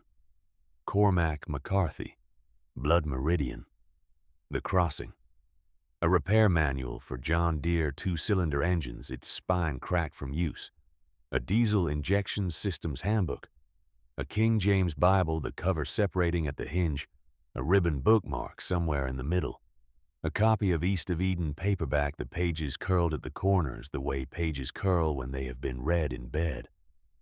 And at the end of the row, a paperback copy of Plainsong by Kent Haruf, the cover soft, the spine rolled. Eleanor stood in front of that shelf for a long moment. Her son had been reading Kent Haruf in a trailer 12 miles from her kitchen, and she had not known. She had not asked. She had not thought to ask because she had not believed there was anything to ask about. Connor came in behind her. He set the wooden box on the table. He said, "The bedroom is yours, Mom." "I changed the sheets." He paused. "I changed them 3 weeks ago. They have been waiting." Eleanor turned and looked at him. She said, "They have been waiting." He shrugged. He did not meet her eyes. He said, "I did not know when, but I thought maybe. One day." She walked to the bedroom door. He had opened it when they came in. The bed was made with clean sheets and a patchwork quilt in blues and greens, the kind sold at church sales, well worn and substantial. A glass of water sat on the nightstand, already poured. The lamp on the nightstand was turned to its lowest setting. The room smelled like soap and like air, like a room where a window had been opened recently and then closed. He had made this room ready 3 weeks ago and had not told anyone. Eleanor sat down on the edge of the bed. She looked at him standing in the doorway with his hands at his sides. She opened her mouth. She wanted to say something that would carry the weight of what she was feeling. And she was a woman who had spent 30 years helping children find words for things. And she could not find a single one that was adequate. What came out of her mouth was, "Where's Buster?" Connor said, "He is in the shop. I will bring him over once you are settled. He will be glad to see you." He started to close the door. He stopped. He said, "I will be on the couch. If you need anything, just call. I will hear you." He closed the door. Eleanor lay down. She pulled the quilt to her chin. The sheets smelled exactly like what he had said. Soap and aired linen, the smell of someone who had prepared a space for a person they hoped would come. She closed her eyes. She slept for 11 hours without waking. She could not remember the last time she had slept without waking. She had not slept through a night since the October evening before George's funeral. And that sleep had been the sleep of a woman who had spent 3 days crying alone in the dark and had finally run out. She woke at 7 in the morning. The trailer was warm. She could smell coffee and something else. Something with bacon. The particular smell of a cast iron pan that has been seasoned over years of use. She lay in the bed and listened. The trailer was quiet. Connor had already gone out to the shop. He went out at 5 the way George had always gone out at 5, because that was when the work began, and there was always work, and the work did not wait for the convenience of a reasonable hour. On the kitchen table there was a plate covered in aluminum foil, 2 slices of bacon, 1 fried egg, a piece of toast. The coffee mug from the night before was filled and sitting on a small electric warming pad glowing red. Beside the plate was a folded piece of paper block letters in pencil. Mom, eat. Back at noon. My number is 316-555-0184 if you need anything. Buster is in the house with you. Connor. She stood at the table and held the note and looked at the handwriting. Block letters. Forward slant. The way the T was crossed with a short downward stroke. It was George's handwriting. Not similar to George's handwriting. It was George's handwriting, the same as every note George had ever left her in 42 years, the same as the handwriting on the yellow envelope in the safe she had not yet opened. Eleanor sat down at the table. She thought about the 6 weeks at Sunrise Manor. She thought about the tally in the back of the red notebook. Garrett, 0 notes. Lorraine, 0 notes. 0 from anyone. And here in a 600-square-foot trailer on a county road outside Millfield, Kansas, a note written in pencil before the sun came up by a man who did not know if she would ever say thank you. She ate the bacon. She ate the egg. She drank the coffee. It was too strong the way George had always made it, the way she had complained about for 40 years, and this morning it was exactly right. Connor came back at noon. He came in with grease on his hands and went straight to the sink and washed to his elbows with dish soap the way George had washed thorough twice through. He dried on a clean towel hanging on the oven handle where George had always hung a clean towel. He reached into the paper bag he had set on the counter. He said, "I got some groceries. I did not know what you wanted, so I got basics. Milk, bread, oranges, a couple of cans of soup." He reached into the bag again. He pulled out a book hardcover library sticker on the spine. He set it on the table beside her coffee mug. He said the librarian picked it out. "I went in and told her I needed something for you. Told her you like long books with secrets in them. She said this one, Where the Crawdads Sing." The library sticker said it had been checked out 21 times. The spine was well broken. Someone had left a gum wrapper as a bookmark 70 pages in, and the librarian had not removed it. Eleanor picked up the book. She looked at it. She thought about Connor walking into the Millfield Public Library, which was a place he had been escorted out of at 14 years old, and asking a librarian he did not know to choose a book for his mother. She thought about him driving home with it, setting it on the table beside the coffee mug, without ceremony, without waiting for a response. She said, "Thank you, Connor." He looked up from drying his hands. He nodded once. He said, "Welcome, Mom." That was all. He did not push it further. He did not need anything back from it. It was the fourth day when the notebook fell out of his coat pocket. He had hung the coat on the hook by the door when he came in for lunch, and a small spiral notebook had slipped from the breast pocket and skidded across the laminate floor and come to rest near the baseboard by the kitchen table. Connor did not see it. He was already at the sink. Eleanor watched it happen, and she looked at the notebook on the floor, and she made a decision she was not proud of, and she picked it up. She should have put it back. She knew that. She told herself to put it on the hook, and instead, she opened it. The first page was dated November of 2017. Aces Trust Bank. The writing below listed a total gambling debts and overdue credit cards, $18,400. Below that, goal payoff in 7 years. Then a column of dates and payments. December 2017, $200. January 2018, $250. February 2018, $200. Each month for 6 years, the same careful record in the same block lettering. Some months, $200. Some months, $300. When a job had paid more than expected. Never missing a month. Never a gap in the record. She turned the pages slowly. September 2023. $1,200. Almost there, he had written in the margin. Underlined once. The last entry was dated October 5th, 2023. Paid in full. And below that in smaller letters, Dad will never know I did this. That is okay. October 5th, 2023. 4 days before George died in the shop with a wrench in his hand, Eleanor sat at the kitchen table with the notebook, and her hand was shaking. And it was not the practiced tremor she had spent 2 hours perfecting in front of her bathroom mirror. It was the real kind.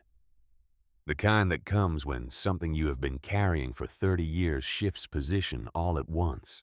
She thought about Thanksgiving 2017. She thought about the words she had said in front of everyone at that table.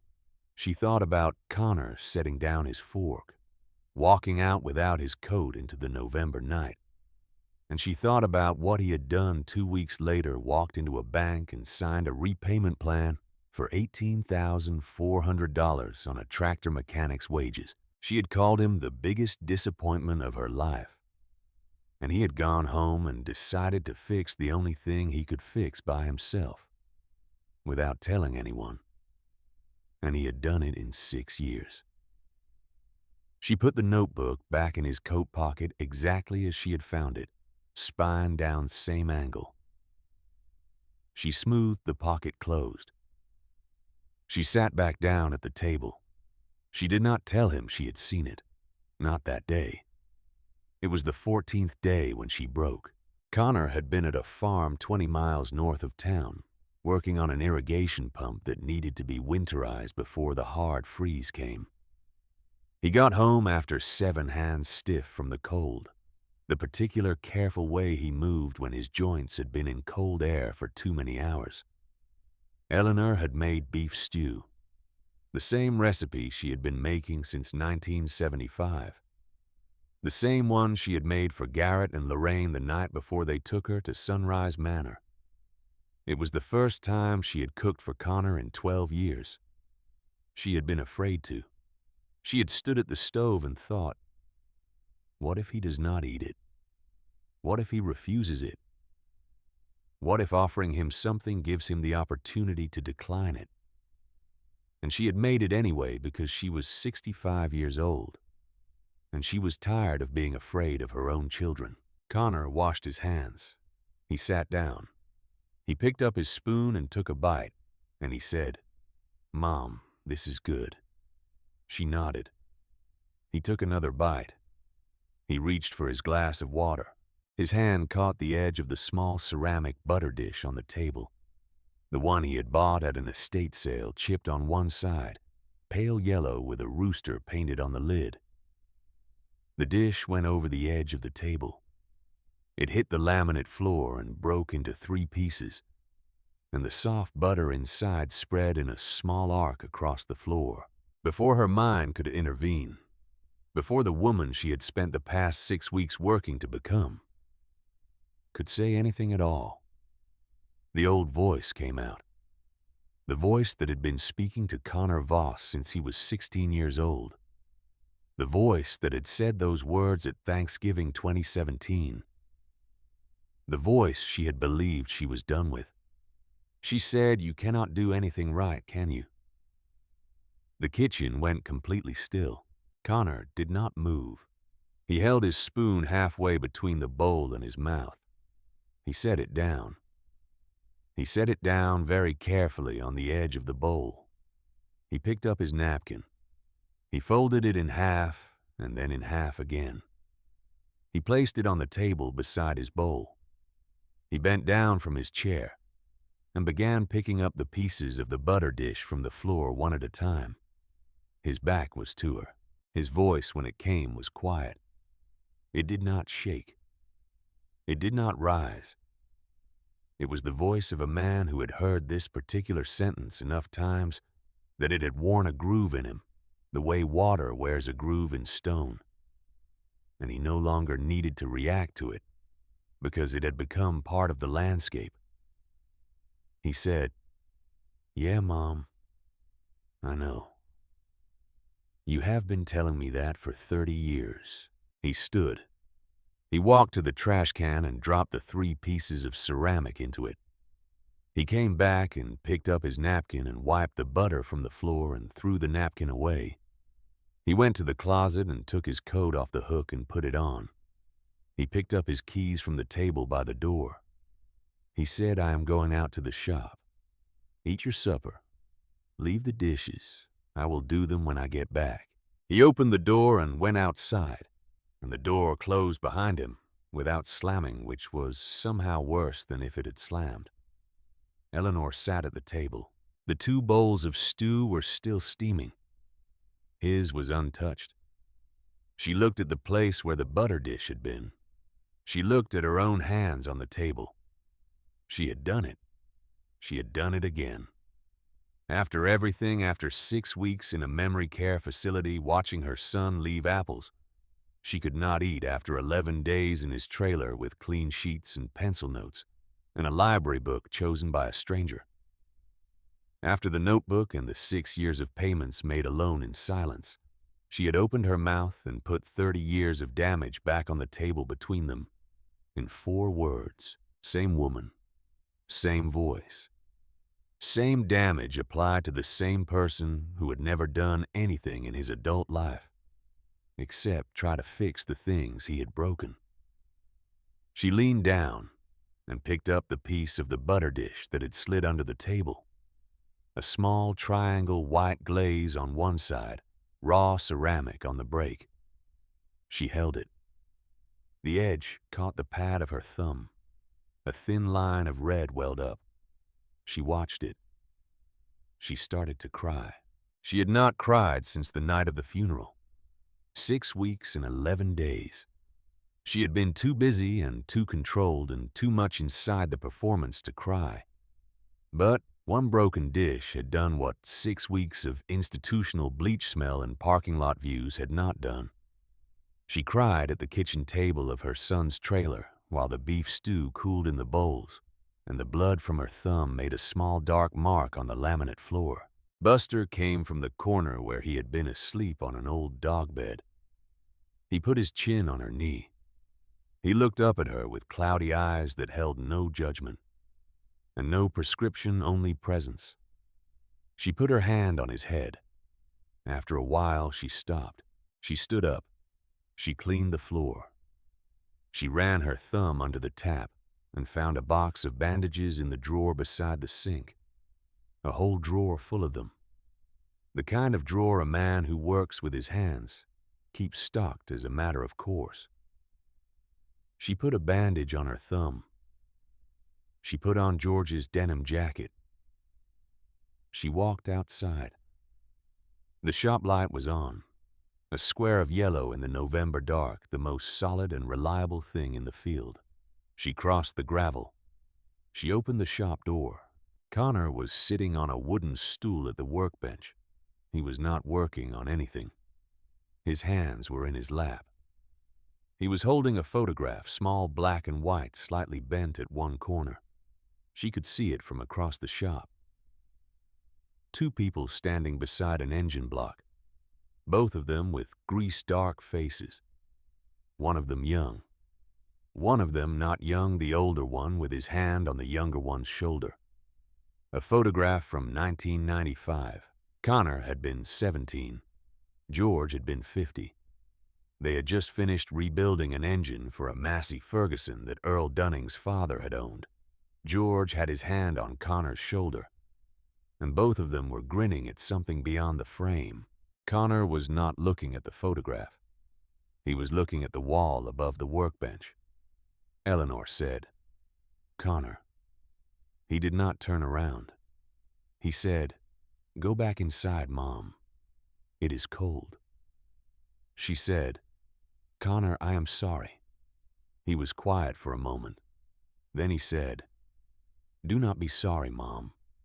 You were not lying. I cannot do anything right. I never could." She walked into the shop. The cold inside was different from the cold outside, heavier smelling of old grease and steel, and a trace of cigar smoke in the wood from the years when George had smoked in here on winter afternoons. She walked toward him. She stopped 4 feet behind him. She said, "That is not true." He did not answer. She said it again. "That is not true, Connor." He set the photograph face down on the workbench. He turned around on the stool. He looked at her. In the light of the single overhead bulb, his eyes were wet. He was not crying, but his eyes were wet in the way eyes get wet when something has been held in them for a very long time. He said, "Mom, I did not go to college. I was a drunk for 12 years. I have been divorced. I live in a trailer. I fix old men's machines for whatever they can pay, which is sometimes nothing. When Dad died, I had nothing to give you. Garrett has a Lexus. Lorraine has a house in Topeka. I have a trailer and a dog and a set of wrenches." Eleanor took one more step toward him. She said, "You paid off $18,400 in 6 years, by yourself, on a mechanic's wages." His face changed. He said, "How do you know that?" She told him about the notebook, about the day it fell from his coat pocket, about reading it and putting it back and not telling him. She said I should not have read it, but I did. And I am telling you now because you need to know that I know. He did not speak for a moment. She said your father knew too. He knew everything. I'm going to show you something tomorrow. There is a letter. There are papers. I have not opened the letter yet. I was waiting until I had the words. But I think it is time, Connor. Your father left something for us in the shop, in a place he told you about in 2017. Connor's hand went to his neck, to the chain he wore under his shirt. A thin silver chain. He pulled it out. At the end of it was a small brass key worn from years of being held and turned and worried over. He said, "How did you know about the key?" Eleanor sat down on the wooden chair in the corner. The same chair she had sat in the first afternoon she had watched him work on Earl Dunning's tractor. She said, "Because the first night I was in your trailer, I sorted your father's wrenches on the kitchen table. By size, by type, by order of use, the way he taught both of us when you were 6 years old, and I was learning alongside you. You watched me do it. You said nothing. But your face changed. That was when I knew you knew I was not sick." Connor looked at her for a long time. He said, "You knew that I knew." She said, "I knew." He said, "When did you figure it out? About the key, about the safe?"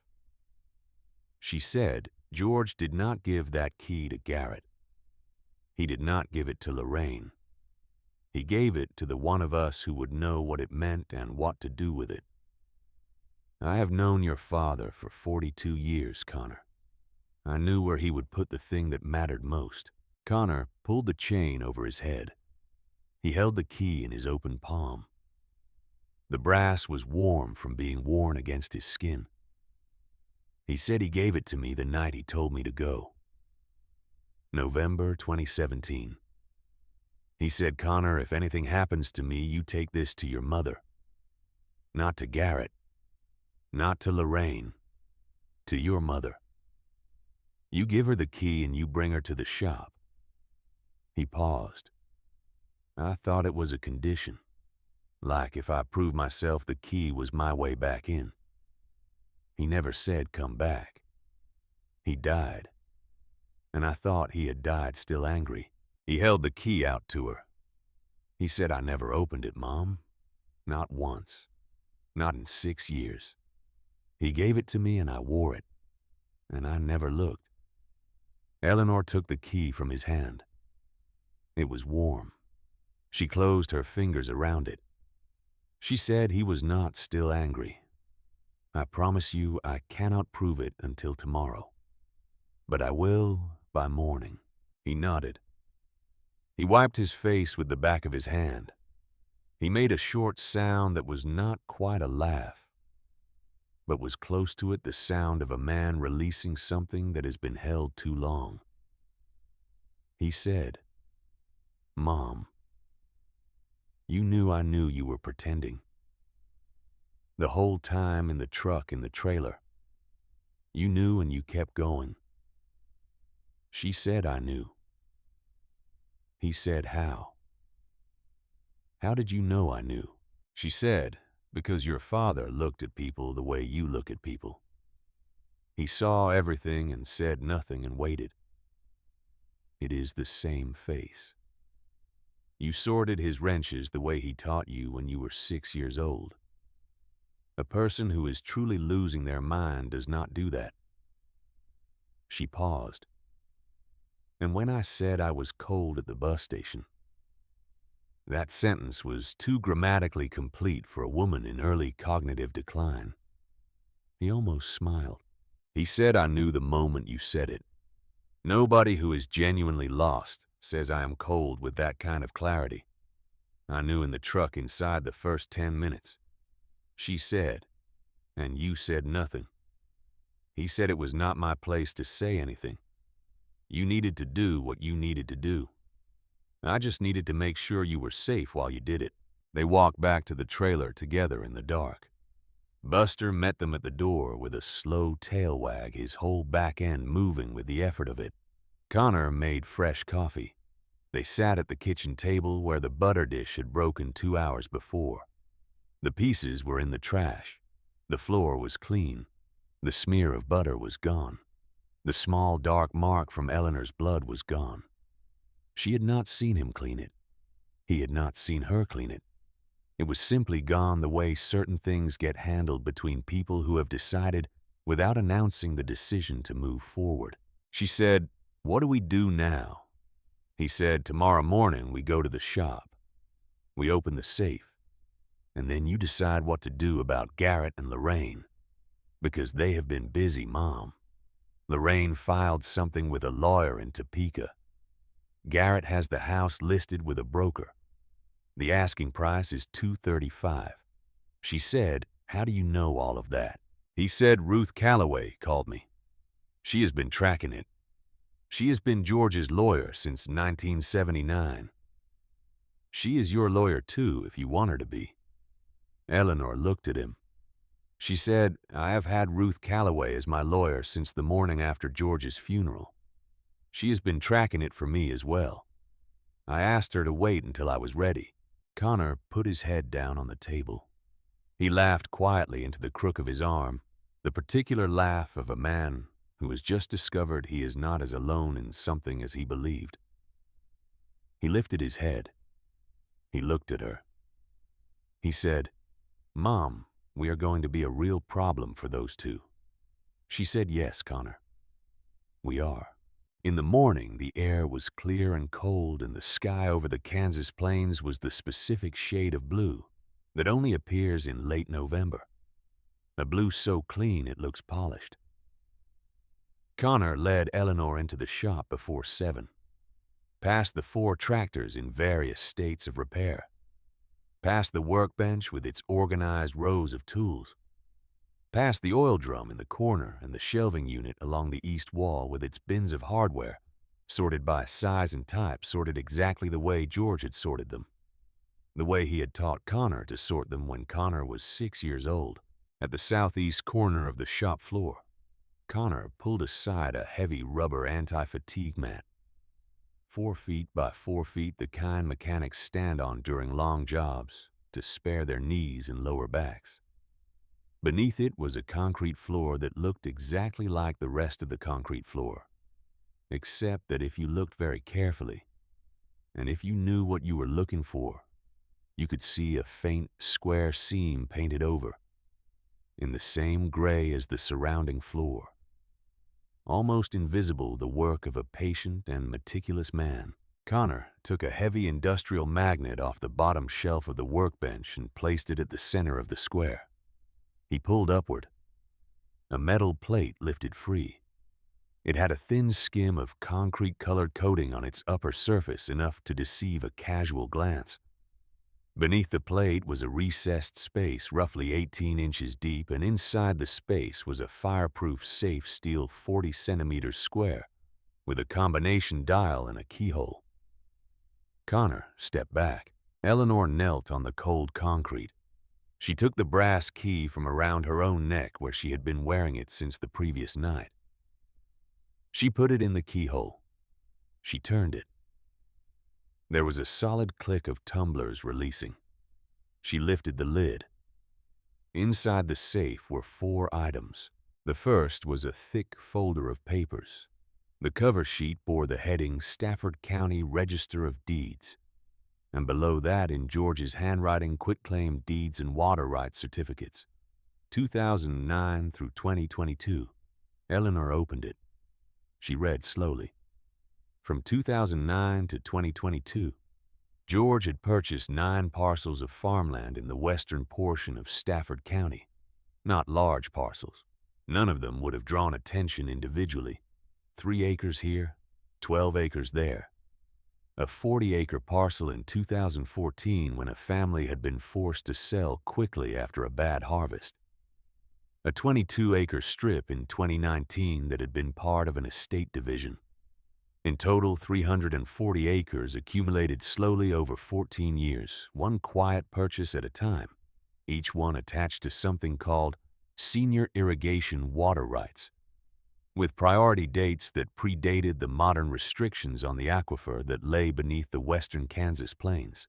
Eleanor was a schoolteacher, not a water lawyer, but she had spent 3 weeks before George's funeral reading everything Ruth Calloway had suggested she read, and she understood what senior priority rights meant in the third year of a regional drought.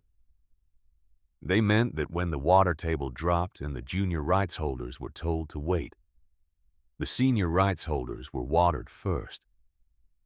In a drought of this severity in this region at this moment, those rights were worth considerably more than the land they were attached to.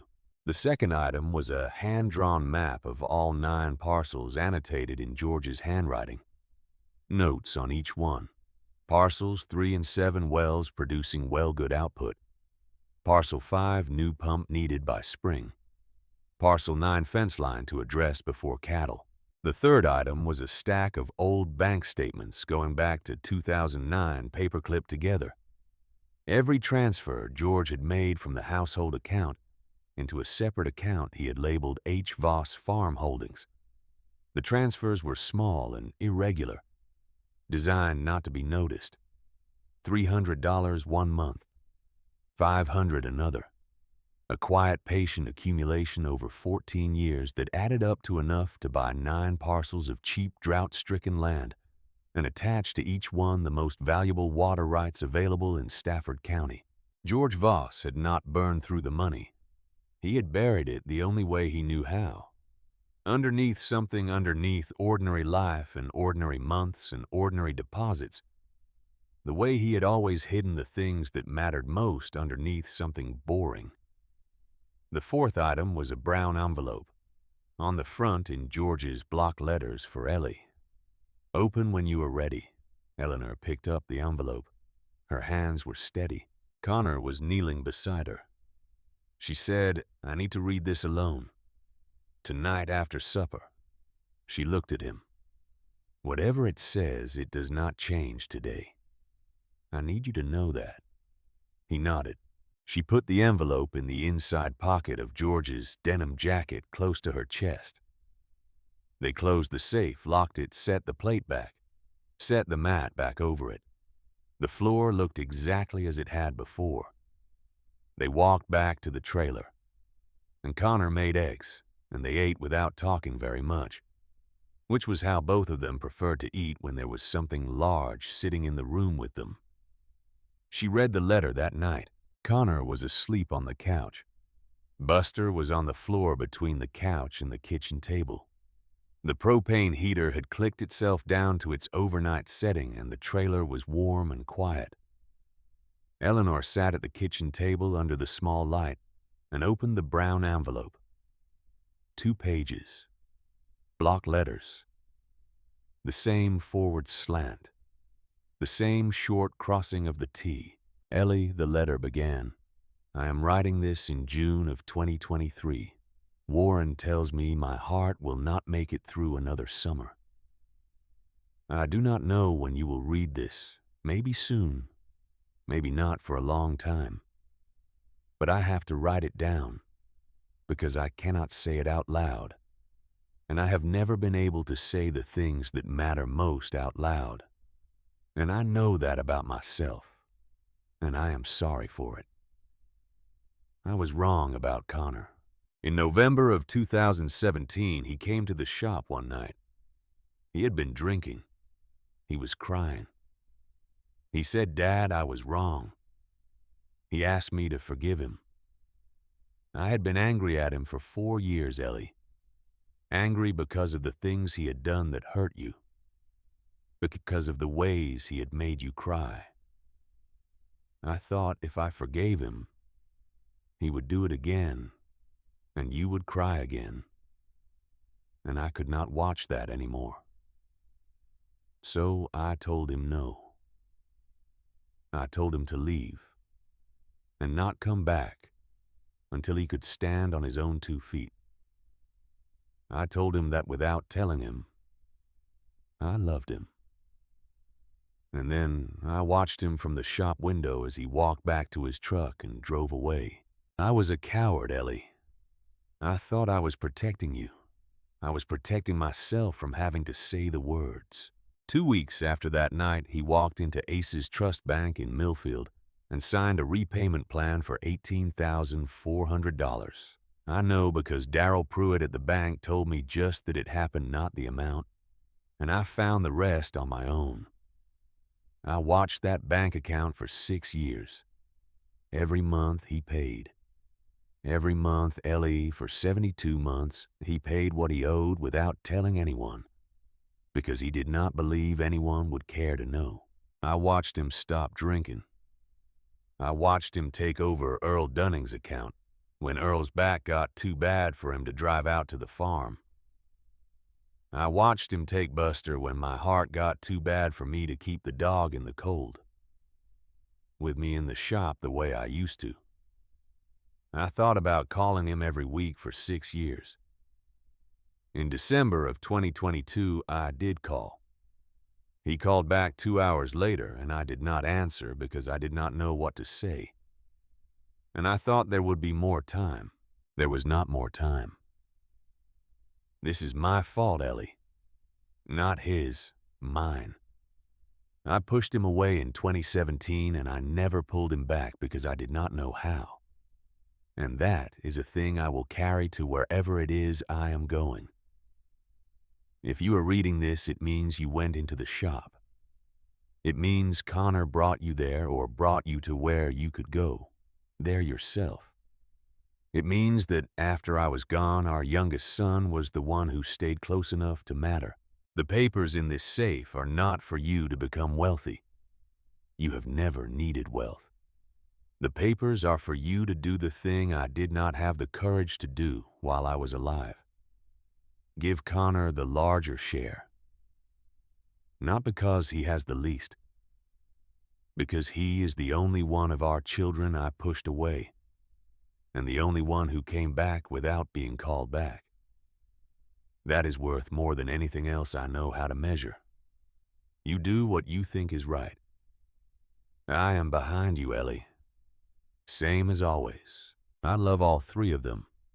But I love Connor in the way a father loves a son he hurt and did not know how to fix. I hope he knows that someday.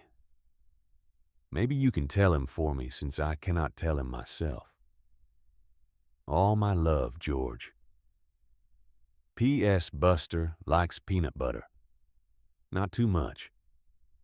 He gets fat. Eleanor sat at the kitchen table for a long time after she finished reading. She looked at the letter, and then she folded it carefully along its original lines and put it back in the envelope. She listened to Connor breathing on the couch. She listened to Buster dreaming, his legs twitching slightly, chasing something in the uncomplicated country of a dog's sleep.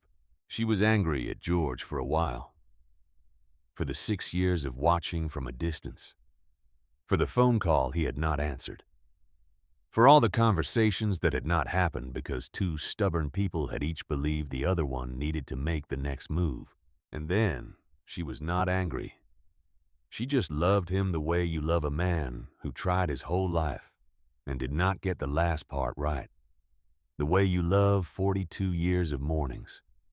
The way you love a creak on the third step and a water stain on the ceiling, and a too-strong cup of coffee on a heating pad, waiting on a kitchen table at noon. In the morning, she told Connor what the letter said. She read it to him out loud at the kitchen table while he held his coffee mug in both hands and looked at the surface of the coffee. When she finished, there was a long quiet. Then he said, "Mom." I knew he called. She looked at him. He said December 2022. I saw the missed call from the shop number. I called back 2 hours later. He did not answer. I figured he had called by accident. An old man with a cell phone, a pocket dial. I did not try again because I thought he was still angry. I thought if he wanted to talk, he would call back. He said I was at Earl's that day. under the combine greasy. Phone was on the workbench 10 feet away.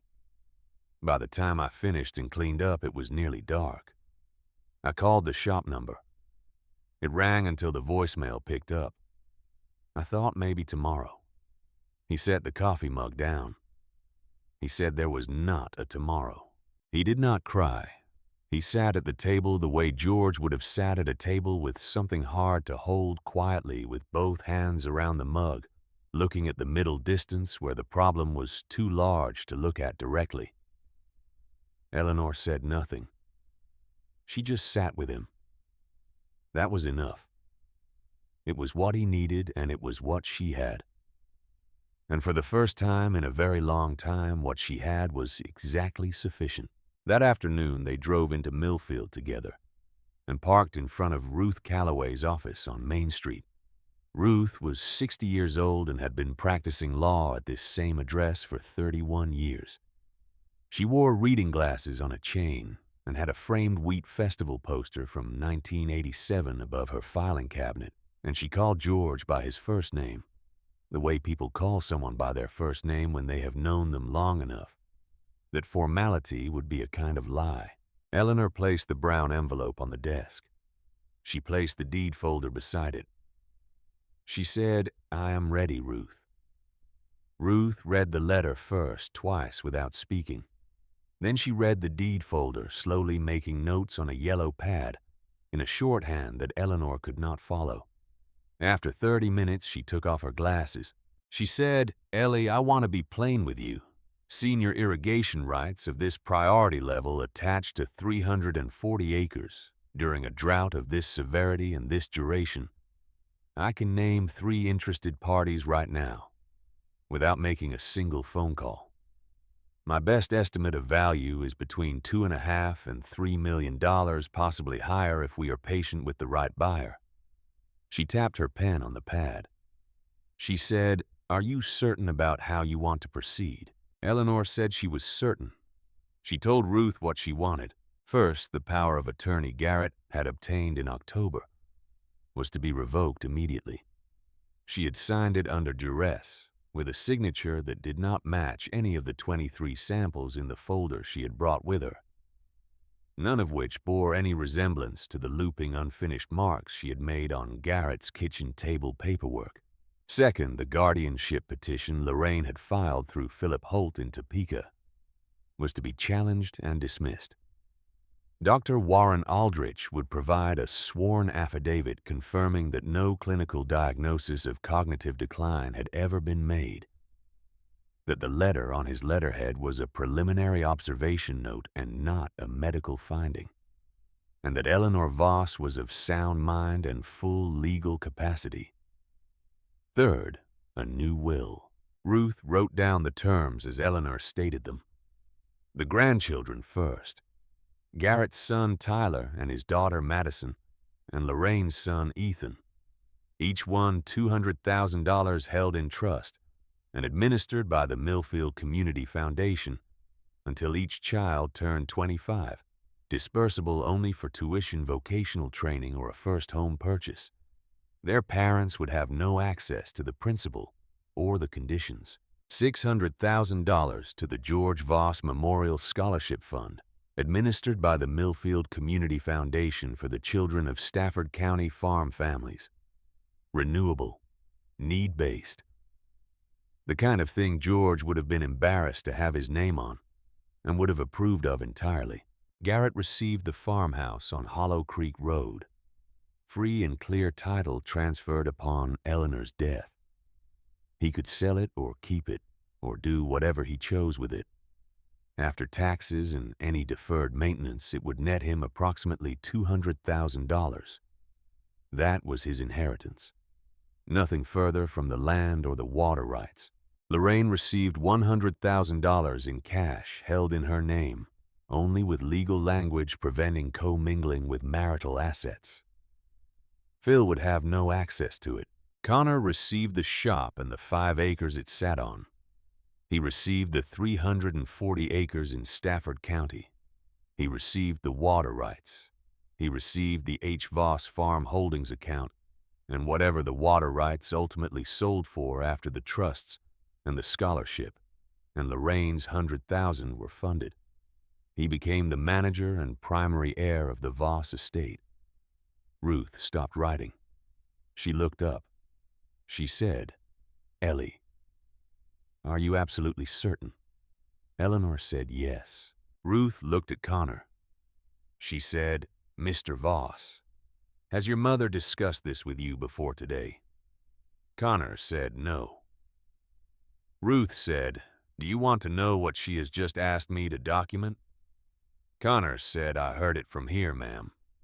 Same as you." Ruth said, "Your reaction." Connor said, "Ma'am, my mother is making a decision. It is not my place to react to it. If she asks me what I want, I will tell her. Until then, I will sit here and listen." Ruth looked at Eleanor for a long moment. She said, "He sounds like George." Eleanor said, "He always did. I just did not let myself hear it for a very long time. It took 3 weeks to prepare all the documents, the revocation of the October power of attorney, the challenge to the guardianship petition, the new will witnessed and filed. Ruth sent certified letters to Garrett and Lorraine requesting their presence at the Voss farmhouse on the 28th of March at 2 in the afternoon. Eleanor had moved back to the farmhouse by then. Connor had helped her move in the second week, staying for 2 weeks while they got the furnace running properly, after months of minimal use, then returning to his trailer, because they had both understood without discussing it that she needed to be in her own house when Garrett and Lorraine arrived. Not in Connor's trailer, not in Sunrise Manor, in the house George built. Connor was in the shop when the cars arrived. He had told her the day before, "This is between you and them, Mom. I will be in the shop.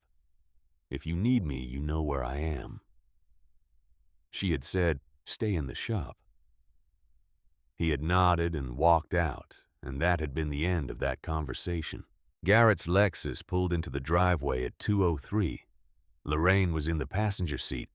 She had taken the train from Topeka to Wichita the night before and ridden down with Garrett. They came up the porch steps together, and Lorraine reached for a hug at the door, and Eleanor stepped back and said, "Come inside, please. Sit down. There are things to discuss." She walked them into the living room. She had set out 3 items on the coffee table beside the coffee that she had made for herself and had not poured for anyone else. The brown envelope with George's letter, the deed folder, and a small voice recorder that Ruth had given her in case anything said in this room needed to be remembered accurately later. The recorder was running. She did not mention it. Garrett sat with his briefcase on his knee. He had a folder of his own visible at the top of it. He had come prepared to negotiate. He believed he was sitting in the stronger position. He was about to learn otherwise. Eleanor sat across from them and looked at her 2 oldest children for a long moment before she spoke. She said, "I'm not going to waste your time or mine. I'm going to be plain with you both the way this family has not been plain with each other for a very long time."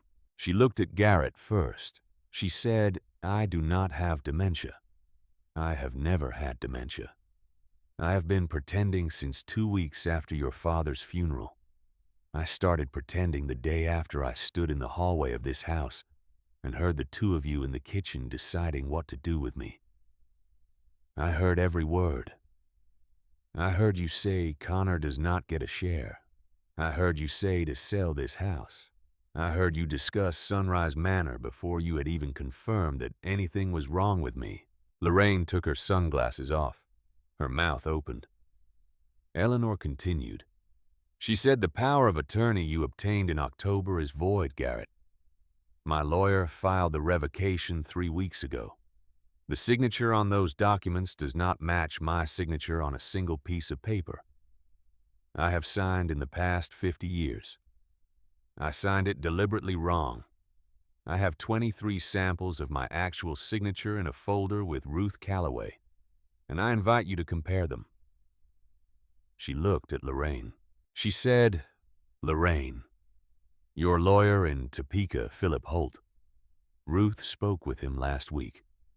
He has withdrawn the guardianship petition without your authorization because Warren Aldrich sent him a sworn affidavit stating that no diagnosis of cognitive decline was ever made, that the letter you have from him is a preliminary observation and not a clinical finding, and that I am of sound mind and entirely capable of managing my own affairs." Lorraine pressed her fingers over her mouth. Eleanor picked up the deed folder. She said, "Your father did not burn through our money. He invested it. From 2009 to 2022, he purchased 340 acres of farmland in Stafford County with senior irrigation water rights attached. During the worst regional drought in 40 years. Those rights are currently valued at between $2.5 and $3 million. Your father was a patient man. He was a very patient man." Garrett's mouth opened. He started to speak. He closed it. He started again. He said, "Mom, that is family money. We can divide that fairly. The three of us together, we can work this out." Eleanor said, "Garrett, I am going to tell you what is happening to that estate, and it is not a discussion. It is an announcement. You may leave whenever you choose. The door is where it has always been." He sat back. He did not leave. She told them. She told them about the grandchildren's trusts, about the scholarship fund in George's name, about Lorraine's $100,000, about Garrett receiving the house. She told them about Connor. Garrett stood up. His face was the color of a man who has just been told something his whole system is rejecting. He said, "That is not legal. That is not equitable. Connor has never done anything for this family. Connor is a—" Eleanor stood up. She had not stood up to one of her children in a very long time. She stood up to her full height, which was 5 feet 4 inches. And she looked at her oldest son with the expression she had used for 30 years on children who had made a choice they needed to understand the consequence of. She said, "Garrett, your brother stopped drinking in November of 2017. He paid off $18,400 in debt in 6 years on a mechanic's salary by himself without telling anyone. He visited me at Sunrise Manor every Sunday for 6 weeks. He sat in that lobby for 45 minutes every time. He brought me an apple every time. He left without seeing me every time because I told the nurses to send him away because I still did not trust him enough. And I am ashamed of that." She took a breath. She said, "You visited once. 15 minutes. You brought paperwork. Lorraine visited twice. 43 minutes total, long enough to post photographs. When I walked out of that facility at 3 in the morning in 24-degree weather and walked 1.75 miles to a bus station. You turned your phone face down, Garrett, and you poured your coffee. Lorraine, you went back to sleep. The only person who came looking for me was Connor. He drove toward Millfield, not toward Sunrise Manor, because he thought about where I would go. He found me at a bus station. He took his coat off and put it on my shoulders. He drove me to a 600-square-foot trailer where he had clean sheets waiting on a bed he had made ready 3 weeks before because he thought maybe one day I would need somewhere to go. She looked at both of them. She said, "That is who receives the larger share, not because he has the least, because he is the one who came back without being called." Those are your father's words, not mine. And your father was right. Lorraine was crying quietly. She pulled off her sunglasses and held them in her lap and let the tears come without trying to manage them for once. She said, her voice very small, "Mama, can I still call you after this?" Eleanor looked at her daughter. The little girl who had won the summer reading contest 3 years in a row and had brought the ribbons home with that particular shy brightness. The woman who had hired a lawyer to have her own mother declared incompetent. Both of those people were the same person. Eleanor had spent the winter learning to hold complexity like that without having to resolve it. She said, "You can call me Lorraine. I will answer. But you will not post photographs of our conversations. You will not share our relationship with people who do not know us. If you call me as my daughter, not as something to show people." Lorraine nodded. She said, "Okay." She said, "I am sorry, Mama." Eleanor said, "I know you are." Garrett picked up his briefcase. He walked out. He did not say goodbye. He did not look at Eleanor on his way to the door. His Lexus was out of the driveway in under 2 minutes. He would not call for 11 months. When he finally called in the following February, he said, "Mom Tyler made the honor roll." Eleanor said, "That is wonderful, Garrett." He said, "I thought you would want to know." He hung up. He called once a month after that. Short calls. But calls. It would take him a long time to find his way back to something resembling a son. It would not be the relationship Eleanor had once wanted with her oldest child. It would be the one she had. She accepted it because she had learned in the months since George's funeral that what you have and what you wanted are sometimes very different things, and the only wise response is to tend carefully to what you have. Spring came to Kansas the way it sometimes does, gently and on time in the 3rd week of March, with rain that arrived before the soil had cracked and could drink it back properly.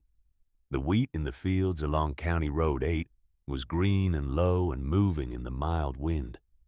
Eleanor sat on the porch of the farmhouse in the wicker chair George had bought at a Pratt County sale in 1998 and never once considered replacing. The cushion was flat and faded, and she had been meaning to replace it since 2015, and had not for the same reason George had not painted the ceiling stain or fixed the 3rd step. Because some things in a house become part of the house, and removing them feels like a kind of erasure. Out in the south field, Connor was on a tractor working the ground for the alfalfa he was putting in. He had planted 12 cattle in January. Angus Cross bought at auction in Hutchinson with some of the estate money. The rest he had put in savings. He had said, "Mom, this money is not mine. It is Dad's.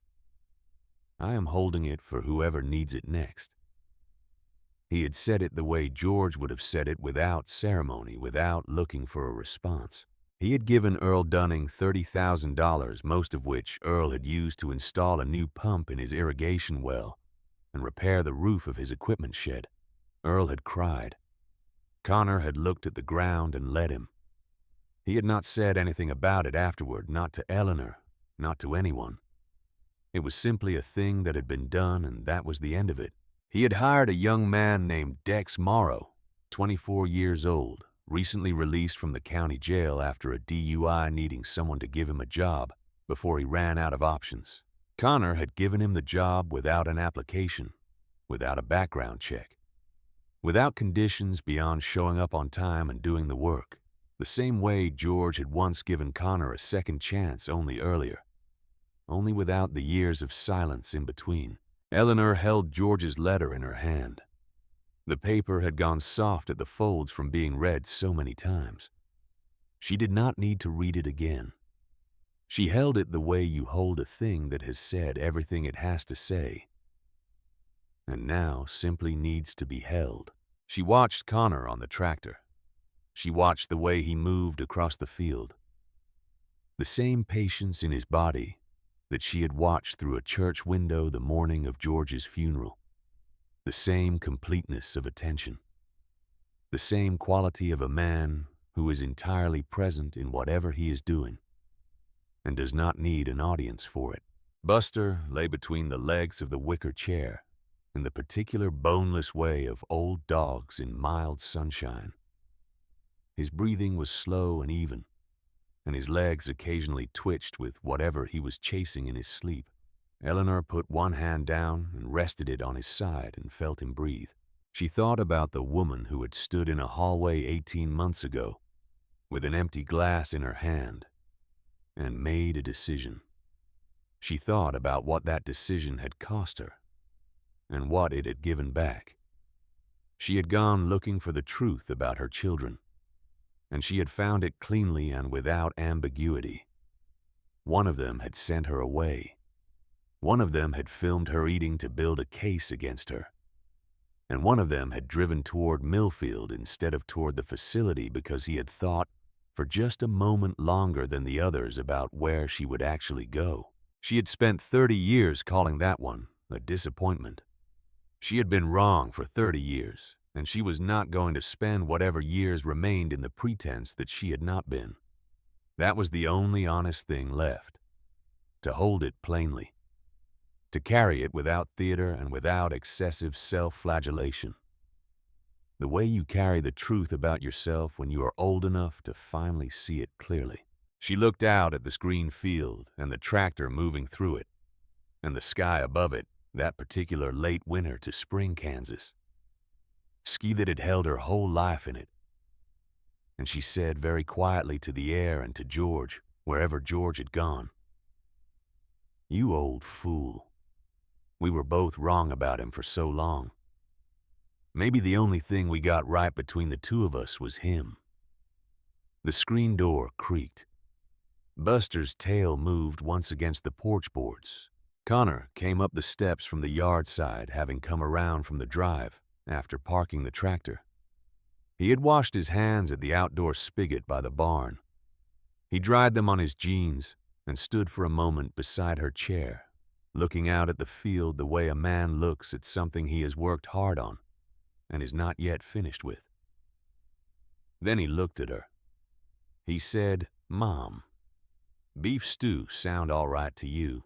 She looked up at him, at the face that was George's jaw and George's eyes, and George's particular quality of stillness and all the things that had always been there that she had simply for 30 years refused to see. She said, "That sounds exactly right." He went inside. The screen door swung closed behind him. Eleanor leaned back in the wicker chair and closed her eyes and listened to the sound of the field moving in the wind, to Buster breathing at her feet, to the sounds coming from the kitchen of someone who knows their way around a pot and a stove and does not need to be watched while they work. She thought it comes back from very far away. Love does that. It travels distances that should be too great across years of silence and doors left closed, and words that should have been left unsaid, and words that should have been said and were not. It comes back quieter than it was before, but it comes back. And when it does, if you are quiet enough yourself to hear it, it sounds like someone in the kitchen at the end of a long day making something warm from nothing much at all. She sat on the porch in the wicker chair as the afternoon light moved across the field, and the wheat moved in the wind, and the new alfalfa below the fence line showed its first green, and the old dog dreamed at her feet, and the smell of beef and onion came through the screen door in the warm March air. She sat there until Connor called her name from inside. She opened her eyes. She stood up. She went in.